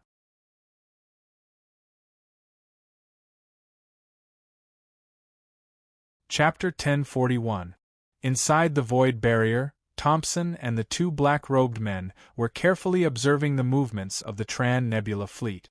When they saw that the fleet had retreated and had no intention of launching an attack, they could not help but reveal a subtle expression on their faces. They don't seem to want to attack. What does that mean? They spent so much effort to find us, and then they're just going to watch us? The black-robed man frowned. He couldn't understand Tu Shan Han and Hai Wu Di. If they didn't want to attack, why did they break their concealment technique? The black-robed man couldn't understand Tu Shan Han and Hai Wu Di's actions, but Pa had a guess. He said calmly, "The space barrier I set up has an extremely strong defensive ability. Tu Shan Han and Hai Wu Di are only at the pinnacle of Dongxi realm. Even if they work together, they might not be able to break it. Even if they're lucky enough to break it, they'll consume a lot of energy, and then I'll be able to defeat them easily. If they don't want to die, they won't attack so easily." What you said makes sense, but that's not the key. I think the key is this. The black-robed man turned around and looked at the portal above the void tentacles. In the past 2 months, only a quarter of the portal had been built. There was still a long way to go. It would take at least half a year. If they could see this, so could Hai Wu Di and Tu Shan Han. Tron Nebula wouldn't be invaded by the Void Empire for the time being, so there was no need for Hai Wu Di and Tu Shan Han to risk their lives. Pa looked at the portal and said to the black-robed man, "The portal will be built sooner or later. They can't wait until it's almost finished to attack us. There must be something we don't know, right?" "General," the black-robed man said. "Indeed, there's something we haven't told you yet. Actually, we just learned that the Celestial Cluster has invited a Universe Overlord to Tron Nebula to solve the problem. I think that Universe Overlord will arrive soon." The black-robed man said to Pa Senior, "Maybe they're waiting for that Universe Overlord to arrive. That way, they'll have more confidence in facing us." Pa Sen's expression changed when he heard the black-robed man's words. "Why didn't you tell me such important news until now?" "I've already explained. We just received the news." The black-robed man took out his quantum computer and showed it to Po. "The message was sent a minute ago. Our people are currently investigating the identity of this Universe Overlord. I believe we will have results soon." Pa frowned and said in a low voice, "If there really is a Universe Overlord coming, won't we be in danger?" If he was only facing Tron Nebula, he might not be afraid even if there was another being at the pinnacle of Dongxi realm. However, it was different for a Universe Overlord. It would not be difficult for a being at this level to kill him. "Don't worry, we won't let him come over." The black-robed man smiled. "It's difficult for us to kill a Universe Overlord, but stopping him isn't a problem." Pa looked at the black-robed man meaningfully and asked, "Are you sure? We won't joke around with our lives." The black-robed man replied, "Please don't worry, General. Other than these people in front of us, we won't have any other opponents here." Pa Sen finally smiled after receiving the black-robed man's confirmation. He reached out a finger and tapped the black-robed man's shoulder as if he was patting him. "You've done well," he said. "When the army of the Empire arrives, I'll ask for a reward for you." The black-robed man smiled at Pa Sen's words. "As long as the Empire doesn't forget the agreement with the Holy Clan." An hour later, Hai Wu Di and Tu Shan Han jointly issued the latest order. The fleet was divided into 4 parts, and they would monitor the remaining army of the Void Empire within the Void Barrier at different times. They would rotate every 3 days. Qin Chuan was deep in thought when he heard the order. He couldn't help but sigh. Once the order was issued, it meant that they wouldn't fight the remaining army of the Void Empire for a while. In other words, the remaining army of the Void Empire had a chance to breathe. If we don't attack now, it means that we'll have to wait until that Universe Overlord arrives, and that Universe Overlord will be here at least a month later. During this time, there are too many variables that can happen. The Void Empire must want to keep fighting with us. I really don't understand what Hai Wudi and Tu Shanhan are thinking. They've lived for hundreds or thousands of years. Don't they have any foresight? The other forces have no objection to Hai Wudi and Tu Shanhan's decision. This means that they don't want to fight and want to preserve their strength. Qin Chuan felt helpless. The more he thought about it, the more helpless he felt. He originally thought that Hai Wudi was someone who was willing to sacrifice himself to protect Tron Nebula, but now it seemed that Hai Wudi also valued interests. Before the remaining army of the Void Empire did not infringe on their interests, they would be happy to maintain the status quo. Now, the only thing he could do was to wait and see. Half a month later, in Translang City, the calm and tranquil city of Trump suddenly changed color. The sky darkened in an instant, and a huge silver-white glyph array slowly emerged over the city of Trump, attracting everyone's attention. Just when everyone was surprised, a figure slowly walked out of the glyph array. It was a beautiful woman with a graceful figure and silver-white hair. Before everyone could see the beautiful woman's face clearly, her figure had already disappeared. Subsequently, the talisman array slowly dissipated, and the sky once again returned to its clear state, as if everything that had happened before was just an illusion. The great metropolis. Hai Sang was dealing with official business with his head down when he suddenly felt something. He looked up and saw the beautiful woman who had appeared out of nowhere. He was shocked and subconsciously wanted to attack the beautiful woman. However, before he could raise his hand, his body stiffened and he could not move. Don't get excited. I'm from the Celestial Cluster. I'm here for the Void Empire. Argentin looked at Hai Sang calmly and asked, "Where is Hai Wudi?" As Argentin's voice fell, Hai Sang regained his freedom. At this time, Hai Sang had realized the identity of Argentin. The expression on his face suddenly became very respectful. He quickly said, "Sir, my commander-in-chief has led the army to look for the remaining army of the Void Empire." Hearing Hai Sang's answer, Argentin nodded gently. "Give me the coordinates."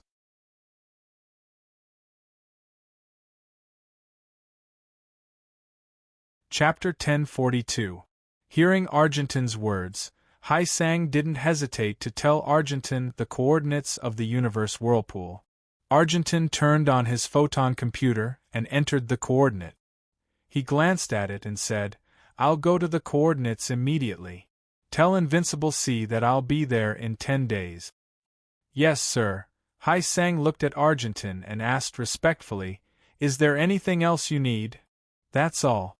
Before In Su could finish her sentence, her figure had already disappeared in front of Hai Sang, leaving no trace behind. 10 minutes after In Su left, Hai Sang let out a long sigh of relief and sat down on the chair. He was now extremely glad that he didn't make a move earlier. Otherwise, he wouldn't have been able to continue sitting here. Taking the initiative to attack a universe overlord was not a fun thing to do, even if it was an unintentional act. I have to inform the commander-in-chief of this news as soon as possible so that he can prepare in advance.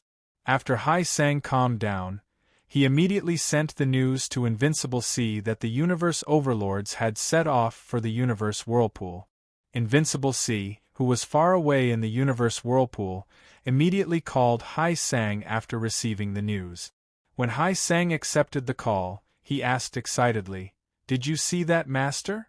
Hai Sang immediately told Invincible C what had happened.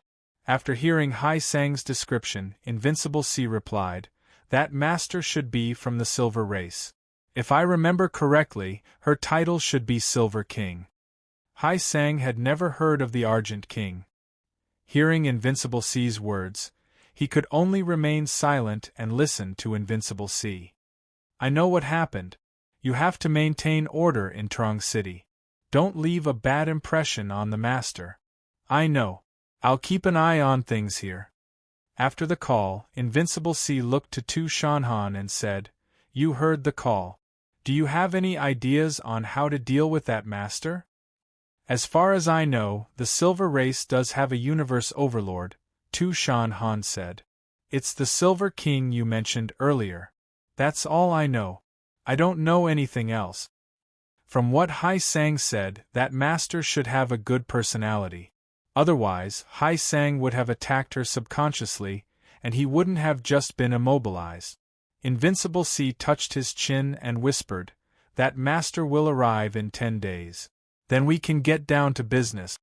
Tu Shanhan nodded and said, "With that master there, Pu Sun won't be able to do anything.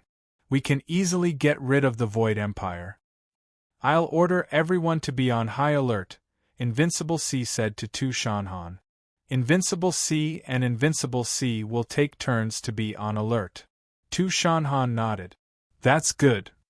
In the universe, a delicate silver shuttle was moving at an extremely fast speed, like a bolt of lightning. It was much faster than ordinary spaceship. Argentine was sitting cross-legged in the cockpit, cultivating. Suddenly, she sensed something. She slowly opened her eyes and looked forward. 1,000 miles away, a figure covered in a black robe stood there quietly, blocking the shuttle's path. Under In Su's attentive gaze, the gray-robed man slowly raised his hand and lightly clenched his fist towards the flying shuttle from afar. Immediately, an enormous pressure was formed and instantly crushed the flying shuttle into a pile of scrap metal.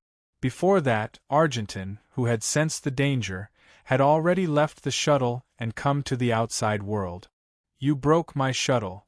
Argentine looked at the man in the gray robe. "And I hate guys like you who don't dare to show your true face." The man in the gray robe smiled gently and said to Argentine, "Silver Queen, I have no intention to be your enemy. As long as you return to the celestial cluster, I can compensate you for your shuttle at 10 times the price. What do you think?" Hearing the words of the man in the gray robe, Argentine narrowed her eyes slightly and looked at the man in the gray robe with sharp eyes. She asked, "Are you from the Void Empire?" The man in the gray robe shook his head and replied, "I'm not from the Void Empire. I was just asked to stop you." "What if I don't go?" Argentine looked at the man in the gray robe. "Do you want to fight?"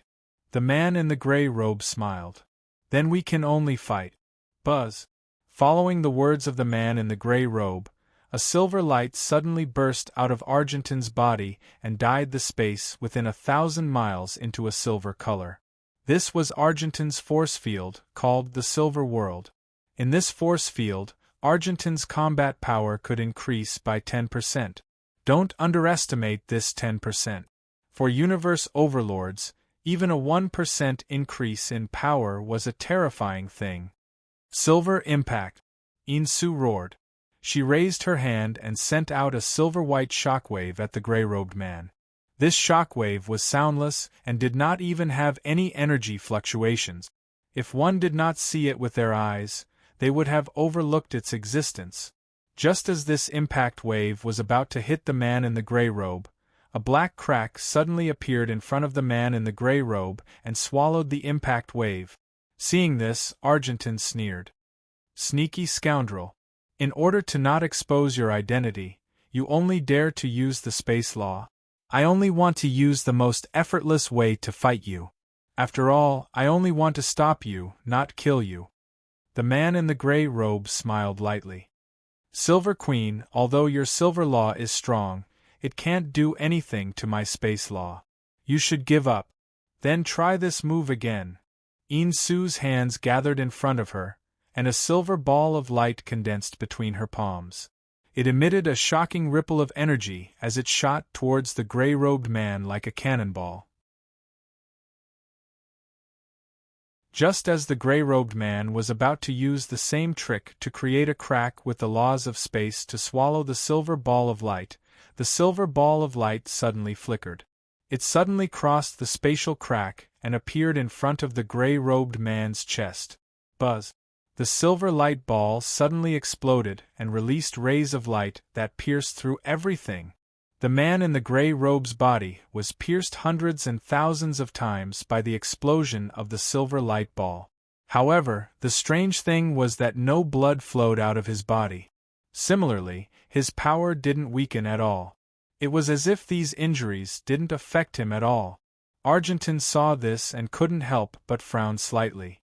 The man in the gray robe's space law attainment was deeper than she thought. If she couldn't break the space law of the man in the gray robe, then the man in the gray robe would be in an invincible position.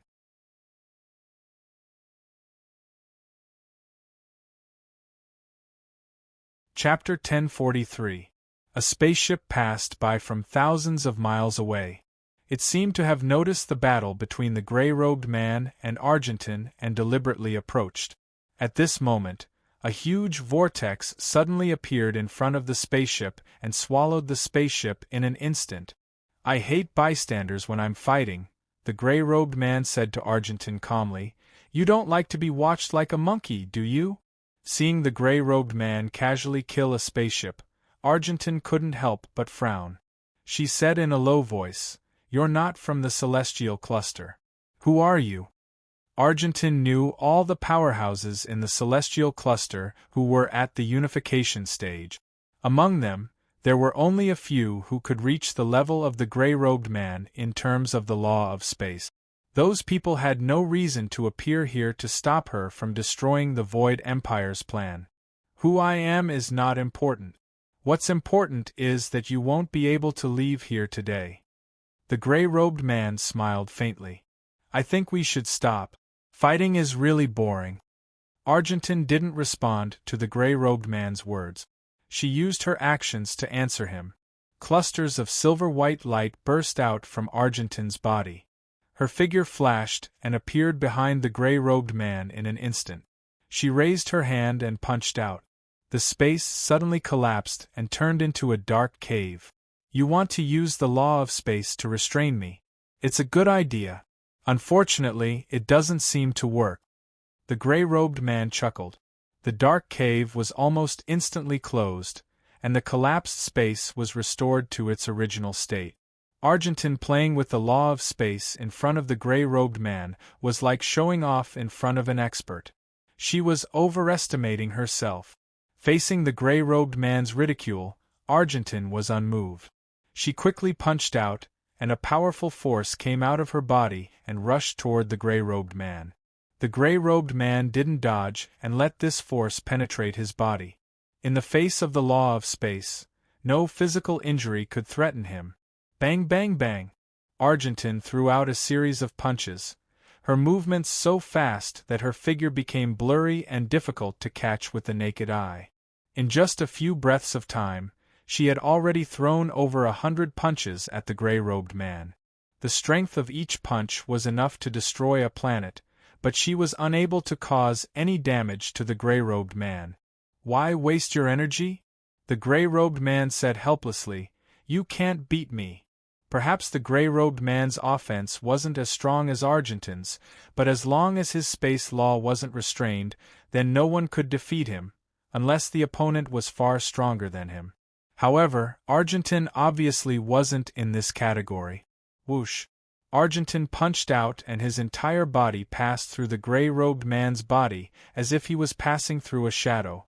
There was no feeling at all. Damn it! Argentin was furious. This was the first time she had faced such a disgusting opponent since she had reached the form synthesis stage. The angrier Argentin was, the happier the gray-robed man was. Because Argentin couldn't do anything to him, he could easily complete his task, which was a good thing for him. While Argentin and the gray-robed man were fighting, Arsene, who was far away in the cosmic vortex, was also planning a war against the Tron Nebula Alliance fleet. "News has been sent back from the front. Our people have already taken action. The Argent King has been stopped. She won't be able to come here for at least 15 days. The black-robed man with a hoarse voice said to Arsene, "If you want to attack these guys now, there's no problem at all." Hearing the black-robed man's words, Arsene grinned. "I've long found these guys an eyesore. I'm going to kill them." The black-robed man glanced at the void tentacles and said to Arsene, "There's no time to lose. We'll take action immediately. The three of us will take care of the void tentacles. Hai Wudi and Tushan Han will be left to you, and the rest will be left to the two of us."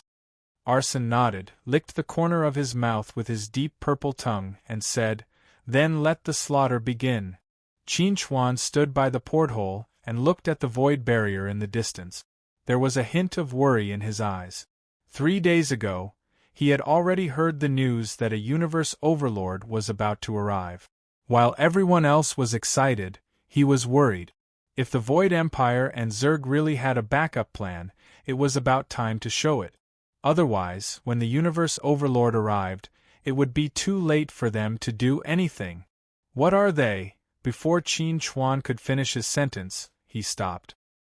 His eyes were filled with shock as he looked in front of him. The indestructible void barrier had suddenly flickered, and he seemed to have seen someone come out from it. Just as Qin Chuan was thinking about this, a deep purple light swept over. Enemy attack! Before Qin Chuan could finish his sentence, the purple light had already hit the starship at the front and turned it into nothing in an instant. Just a casual attack had killed thousands of people on the spot. "Invincible Hai Tushan Han, come and die!" Arsene's arrogant roar reverberated through the universe, evoking fear in everyone's hearts. Arrogant! Invincible Hai suddenly appeared in front of Arsene.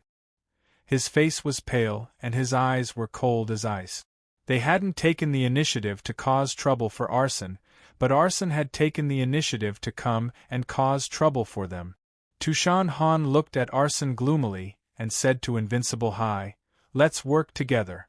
As he spoke, Tushan Han took out a golden incense burner, and threw it at Arsene. The incense burner spun in the air, and suddenly became as large as a mountain, pressing down on Arsene. At the same time, smoke rose from the incense burner and turned into chains that wrapped around Arsene's arms and legs. Kill! Invincible Hai held a black gold long blade and slashed at Arsene. It was as if he was going to split the sky and the earth. "Looks impressive but not impressive," Arsene sneered disdainfully. He opened his mouth and spat out a purple ball of light, which turned into a shield in front of him. The blade energy did not cause any damage to the shield. Taking advantage of this opportunity, Poe's entire body trembled as he shattered the chains around his hands and feet. He then raised his hand and punched the incense burner above his head. With a loud duong, the incense burner was sent flying. Just as Arsene sent the incense burner flying, Invincible Hai's figure appeared behind Arsene and slashed out again. This time, the power of this slash was 10 times more tyrannical than the previous one. Saber intent surged and killing intent was awe-inspiring. Void! Facing Invincible Hai's sneak attack, Arsene turned around and roared. He raised his hand and slashed in front of him. A purple crack appeared in the air and swallowed the powerful blade energy. Seeing this, Invincible Hai and Tushan Han's expressions changed slightly. Such a perfect combination could not do anything to Arsene. Arsene's strength was far beyond their expectations.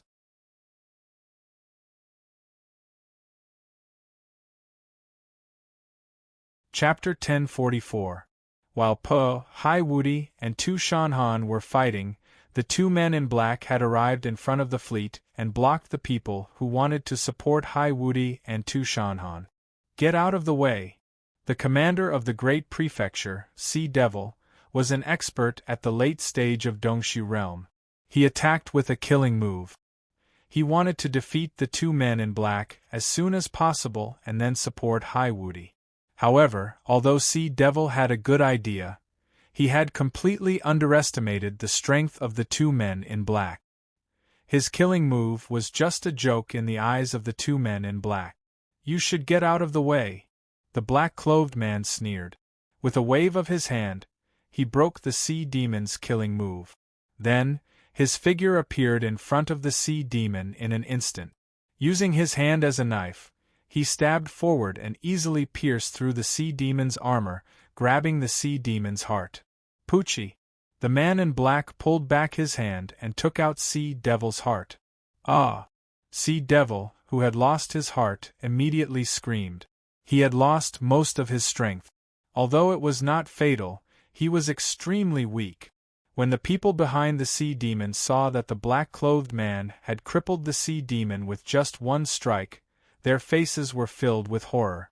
They subconsciously stopped charging and stopped in their tracks. Hai Junlan stepped forward and caught Sea Devil, who was staggering back. Then, she quickly retreated into the crowd. Commander Hai. Hai Junlan looked at Sea Devil's pierced chest and asked anxiously, "How are you, young master?" Sea Devil looked at Hai Junlan and said weakly, "Run." As the commander of the metropolis government, the Sea Devil had a clear understanding of his own strength. If he couldn't even withstand a single blow from the black-clothed man, the others definitely wouldn't be a match for the black-clothed man. If they didn't escape now, they wouldn't have the chance to do so. Just as Hai Junlan was about to say something, the man in black suddenly appeared in front of Hai Junlan. He sneered, "You are Hai Wudi's son, right?" As he spoke, the man in black suddenly attacked. His target was Hai Junlan. Before Hai Junlan could react, a tall figure suddenly appeared in front of her. It was Sea Devil, who was lying in her arms. "Poochie." Hai Junlan looked at the bloody palm that had pierced Sea Devil's body again, and fell into a daze. Sea Devil, who had been seriously injured again, raised his leg and kicked Hai Junlan's chest. At the same time, Hai Junlan woke up and sent Hai Junlan backward. "Run!" Hai Junlan's eyes turned red when she heard Sea Devil's hysterical roar. She roared. Hai Junlan's eyes. She summoned 8 red flags and encircled the man in black. 8 flags, seal the 8 directions. Under Hai Junlan's, Hai Junlan. At this moment, both were and Sea Devil were and Hai were both in of the two in a completely still. Both were and Sea Devil were both to the completely. Were to, they were two of, and sea were completely. And they were completely. The reason why Hai Junlan did this was not only to restrict the black-clothed men, but also to preserve a sliver of hope for the sea demons to survive. Now, as long as I put the heart back and give Commander Hai a healing medicine, there's a high chance that I can save Commander Hai. Hai Junlan looked at the man in black and Sea Devil, who were sealed by the 8 flags, and thought to herself, Commander Hai is at the late stage of the void transformation realm. His physical body is incomparably powerful. He definitely won't die so easily. What are you thinking about, little fellow?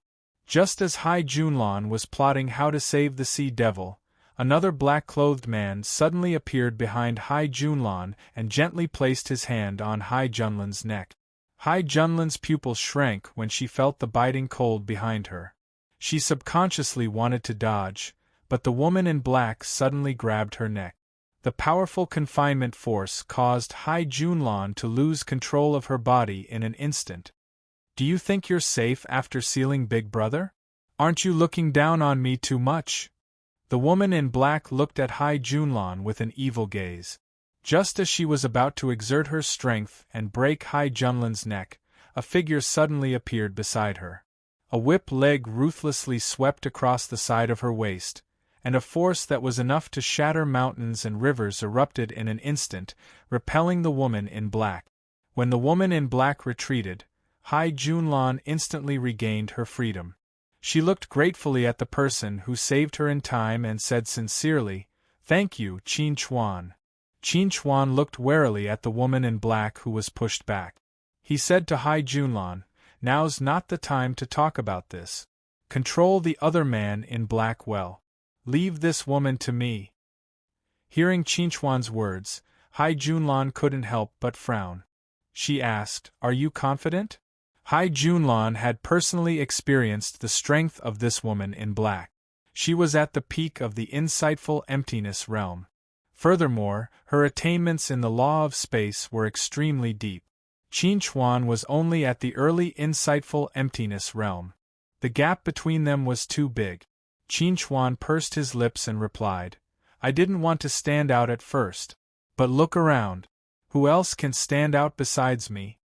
Hearing Qin Chuan's words, Hai Junlan turned her attention to her surroundings. She was shocked to find that other than her and Qin Chuan, everyone else had retreated hundreds of miles away. They had no intention of participating in the battle at all. These people. Hai Junlan was furious. How dare they do this? In a matter of life and death, not many people are willing to play the hero. Qin Chuan chuckled. I'm probably one of them. Are you done chatting? The woman in black looked at Qin Chuan with an extremely gloomy gaze. She said coldly, "Brat, since you want to die, I'll kill you first." Before the black-clothed woman's voice fell, Qin Chuan felt that his body was suddenly confined by the power of the space laws. He was completely unable to move. At the same time, the black-clothed woman's figure suddenly appeared in front of him. She raised her hand and punched out, launching a fierce attack on him. Bang! This punch, which contained the fury of the woman in black, failed to hit Qin Chuan. Instead, it hit a bolt of lightning. How is this possible? The woman in black looked at the bolt of lightning that had been dispersed. Her eyes flashed with astonishment. How can this lightning evasion technique escape the confinement of the law of space? At this time, Qin Chuan, who was 1,000 meters away, chuckled and said to the woman in black, "There are many things you don't know." Before he finished speaking, Qin Chuan launched his counterattack against the woman in black. The Milky Way sword fell into his hand. The Milky Way sword intent surged and turned the universe into a world of stars. Countless stars surged in it, providing Qin Chuan with a steady stream of energy. Milky Way descends from the 9th heaven. Following Qin Chuan's low roar, a giant sword that was hundreds of feet long appeared in the air and slashed at the woman in black. You're tuning in to the Phoenix Knights YouTube channel. Don't forget to subscribe and join us on this journey to catch the most captivating stories.